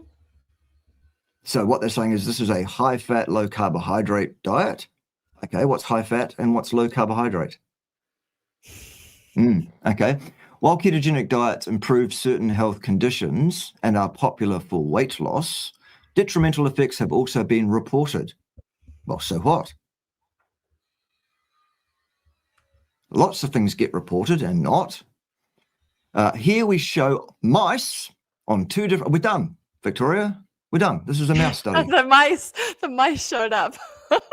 Right, we're done. We're finished with the study now. So, no, you did not tap a study that shows ketogenic diet induces anything in human beings whatsoever. Finish. Also, though, a cat, a real true carnivore, has got a fixed forward bite with its jaw. Our jaw goes side to side, which enables us to grind plants more. It's another reason why I think we do have a jaw for that. Nobody ever said human beings don't eat plants at all and haven't eaten plants at all. The stable isotope testing tells us exactly what the makeup of the human diet has been in terms of macronutrient, so-called, for the last, several 100,000 years, up to and including, but before the agrarian revolution, where for some reason we decided to change our diets entirely to plant material that we ourselves invented with selective breeding of different plants and things. And it's, the second worst thing we ever did as a species is include any significant amount of plant material in our diets. The worst thing we ever did was seed oils, N equals 6 polyunsaturates. But that's basically how that goes. The stable isotope testing is in, it's clear, it's unequivocal. There is no question what human beings did eat. And it was 80% or so of their so-called calories, which is for another day, coming in the form of animal protein and animal fat. And about 20% in the form of largely fibrous tubers, in fact. Hence that. What negative selection pressure would be at play to force a change in our jaw structure so that we can no longer do that? Given that is also pretty useful in terms of speech. That was a good comeback. I'll give you credit for that. Right. So again, that one is just as stupid inane as that one. What's next, Peter? What have you got for us? Okay, so who bought and paid for the research for your stem cell support thing? I don't know, Richard. I'm not privy to who bought and paid for it, and we're not here to discuss that. Oh, still. so it wasn't. Okay, so it wasn't. Let me be clear here. Let me shut you the fuck up again. The reason, Richard, that I am not engaging with you in a discussion about Cerule products or anything else today or any other day is nothing to do with there being any kind of problem. It's to do with my agreement with that company, whereby nobody who is associated with the company in the way that I am associated with that company is allowed to do that, trained or otherwise. It's part of our agreement with that company. That's why I'm not prepared to discuss that with you. What I'm telling you is that studies that underpin that product are still available on the company website for you to go and read anytime you like. In the meantime, let's stay on topic with this LDL stuff once again. Bart, why wouldn't they want to be open and honest and have people discussing the research? Are they trying to hide something? No, what they're trying to do is to stop people who become members of our IBO organization who may not be very well trained in engaging in such debates with even less trained people like yourself. Oh, so you're not very well trained. No, I'm vastly better trained than you are, Richard. And that's so you're not very well lovely. trained. They don't trust you to. Shut the fuck up, you silly little cunt. You mindless fuck splat. Let's stay on topic, or once again, I will end this discussion. Tell me, just put your hand up when you're ready to talk about this paper and this paper alone. We'll wait. Just raise one hand like this so that to designate that you are ready to shut the fuck up about anything except the topic at hand right now, which is this paper. We'll wait as long as you like. Either that or just fuck right off, Richard. Right, let's talk about this paper. Okay, so you have an issue with a conflict of interest in this paper, but you don't have an interest with a conflict of... Okay, shut the fuck up. Let's talk amongst ourselves instead, and Richard can just sit here and watch. What Richard has suggested is that this is a paper he's bringing up to suggest that the LDL levels were measured in the people in the Mendelian studies that they're talking about in this opinion piece. I'm here to correct Richard on that because they didn't. It quite clearly says they didn't. In fact, when you read the methods of the paper, quite clearly, they did not measure anybody's LDL, and ergo this paper, this opinion piece, is unable to describe the relationship between LDL and anything in that population of people with those genetic SNPs or otherwise. Those are the facts. So, that being the case, what else have you got, Richard? So they didn't measure LDL, but they actually somehow were able to plot magnitude of exposure of LDL with the Mendelian randomization. Magnitude of exposure is a different thing again from looking at measuring someone's level at any given time, because magnitude of exposure would require an area under the curve calculation, which would require multiple tests of LDL on multiple occasions over an extended period of time. And that was done even less than even a single measurement at any time, which was not done. This is an estimate of what they expect those people's LDL probably was on the basis of their genetic SNP, which is a problem. Which is, hang on, I'm not finished. Which, Richard, is a problem because we all know that genes do not determine the LDL at any given time because genes interact with the environment in which they're placed. Nick Norwitz showed this recently by changing his LDL level by 100 points in a couple of days by just changing his diet. He didn't change his genes, did he? No. So basically, in terms of this study, what I'm saying to you, Richard, is fuck right off, you silly boy. This is not science. This is an opinion piece. It's theology. It's put together by people who have a bought and paid for agenda, which we've already established, and it's rubbish. What else have you got? Yeah, so your genetics have a pretty massive impact on your LDL score. I'm not disputing the fact that you can change your LDL massively within a few days. Like if you eat several sticks of butter. Well, therefore, Richard, this estimate of what they expect a person's LDL to be on the basis of what SNPs they possess without ever measuring it, not even once, is invalid. Well, they did. No, they didn't, Richard. Still, they didn't measure it, not even once. Well, no, they would have. It's just saying that they would have, Richard, because your opinion is they would have, doesn't make the fact that they did not do so any different. They didn't. Still. Sorry, Bart, they did. No, they they did still measure didn't. their Okay, LDL. Richard, show me in this paper, in the methods section, where they talk about the fact that they measured these people's LDL in the Mendelian study. Go on. Go ahead. Well, I'd have to look at each individual study referenced. That's right, you would, and you haven't done, have you? But so therefore, you don't know what this paper says. You don't understand the methodology behind it. You haven't even read that or know what it is. And you're sitting there arguing with me, a cardiovascular pathophysiologist with 20 years of experience. You're not a cardiovascular Yes, I am. pathophysiologist. Yes, I am, Richard. No, Whether or not you're making that up. You've just Okay, shut the fuck up. Shut the fuck up. The fact that I am is not affected by your opinion of whether I am or not. I am still. In the same way that the fact that these people never had their LDL measured, not even once on any occasion, is a fact, whether you like that or not. And the fact that this paper is a bought and paid for opinion piece. Fact, whether you like that or not. Still, what else have you got? So Bart, they did measure their LDL. And no, they still didn't. There No, was... shut the fuck up. No, they didn't. No, they did not. Still, you are completely in error in that regard. They did not measure anyone's LDL, not even once. Still. They did. No, and they still didn't. No, shut up. No, they didn't. No. Show me in this paper where they describe the method by which the LDL was measured. Go. Okay, Bart, they measured, so they just found those polymorphisms that affect LDL. They measured the people with the polymorphisms. That can affect LDL, not that did, because they didn't measure. Yep. Well, they do. They still didn't. No, Richard, they still didn't. No. Okay, they did. No, they still didn't. Okay, so you're just okay. If you're just going to deny reality, have fun. Who's denying reality here, Sunshine? Okay. I think this is probably one topic. I don't think I've had any, just because I think that the evidence so far of everything we've been talking about, in my opinion, is pretty fuzzy. A lot of this stuff is pretty fuzzy. There's different arguments that we can have about different topics, but on the topic of LDL cholesterol and cardiovascular disease and cardiovascular disease risk, I'm probably going to have to disagree pretty strongly, probably as strongly as you're disagreeing with me. Well, you'll be wrong.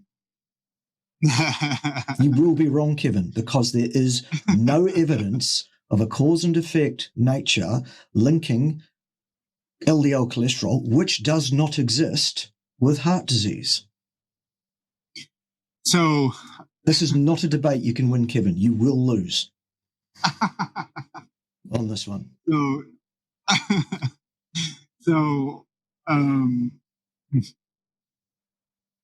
I think the studies that strongly establish, in my opinion, the causal relationship between LDL cholesterol. No, I'm going to have to stop you there, Kevin. No, I will not accept that. That is not acceptable. There is no causal relationship established anywhere in the literature between non-existent LDL cholesterol and heart disease.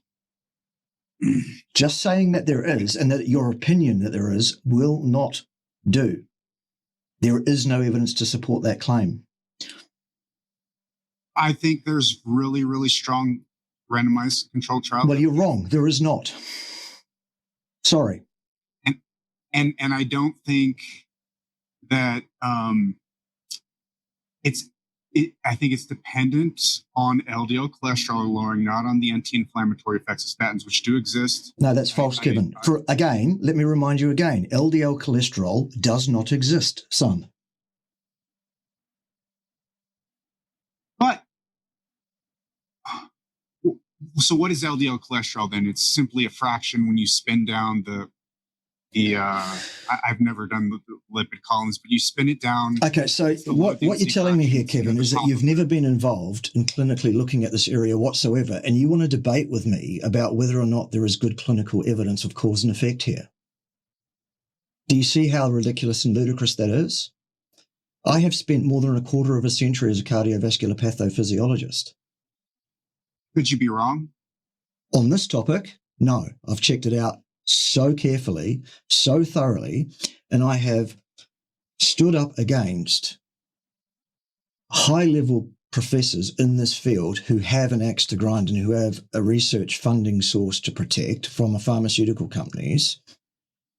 I have had to defend this hill against all comers for a very, very long time. And I can assure you, I am not remotely wrong on this. Let me answer your question. Cholesterol comes in one and only one form in the human body. You can look in any textbook you like and you will find the molecule, which is cholesterol, shown to you there. It doesn't come in a good form and in a bad form. Cholesterol, being a lipid, cannot dissolve in the plasma portion of the blood because the plasma portion of the blood is aqueous, and as such, a lipid won't dissolve in that. As such, it requires a carrier.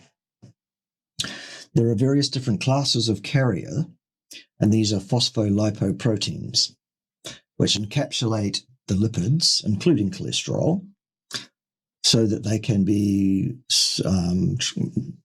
travel around the body in the blood, basically. So they will dissolve in the blood plasma. All of those phospholipoproteins are different classes of carrier. The thing that determines the difference between one class and another is the particular protein involved in the phospholipid bilayer package, the thing that identifies it. LDL is a class of lipoproteins that are flagged, if you like, or identified by the ApoB 100 protein.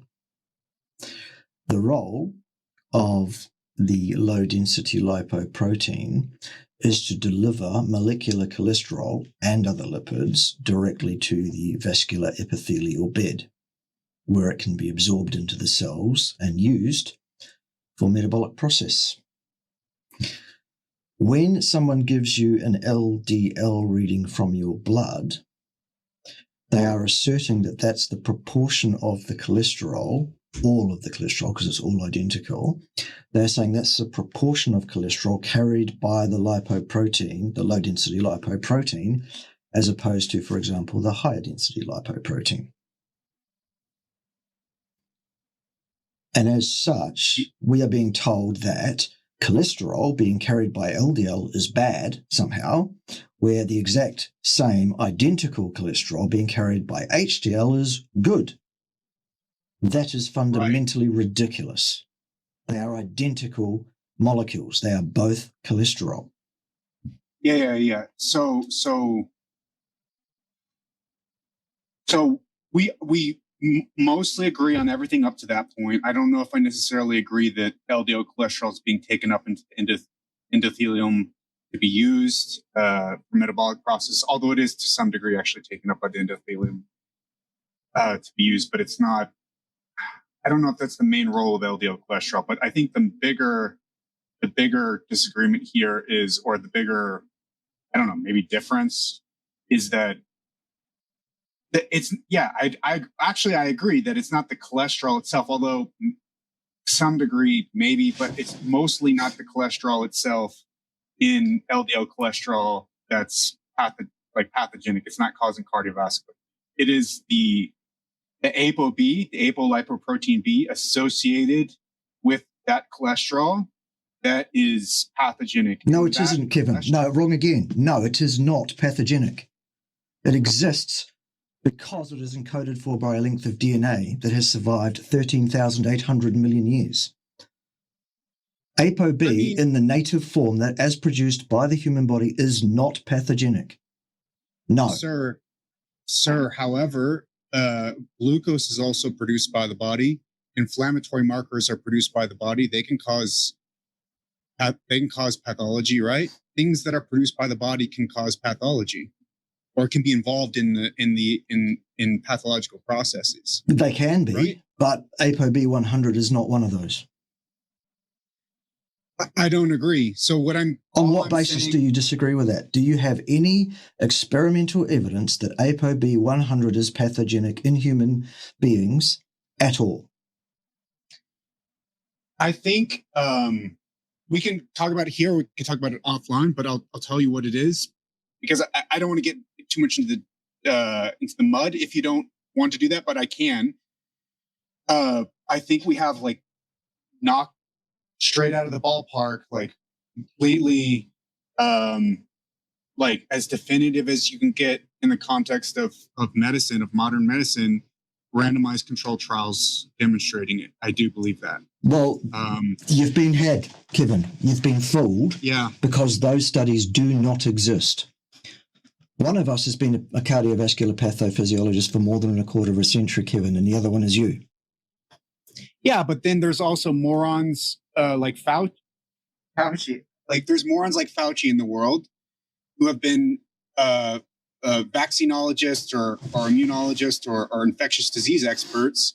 He's not a dumb person. He's actually not a dumb person, right? Fauci's not a dumb person, but he can still be wrong about things, right? Sure. Fauci's actually probably an extremely talented, extremely gifted individual who has been wrong and has done a lot of things wrong over the last couple of years. He's an evil piece of shit, but that's not what we're talking about here.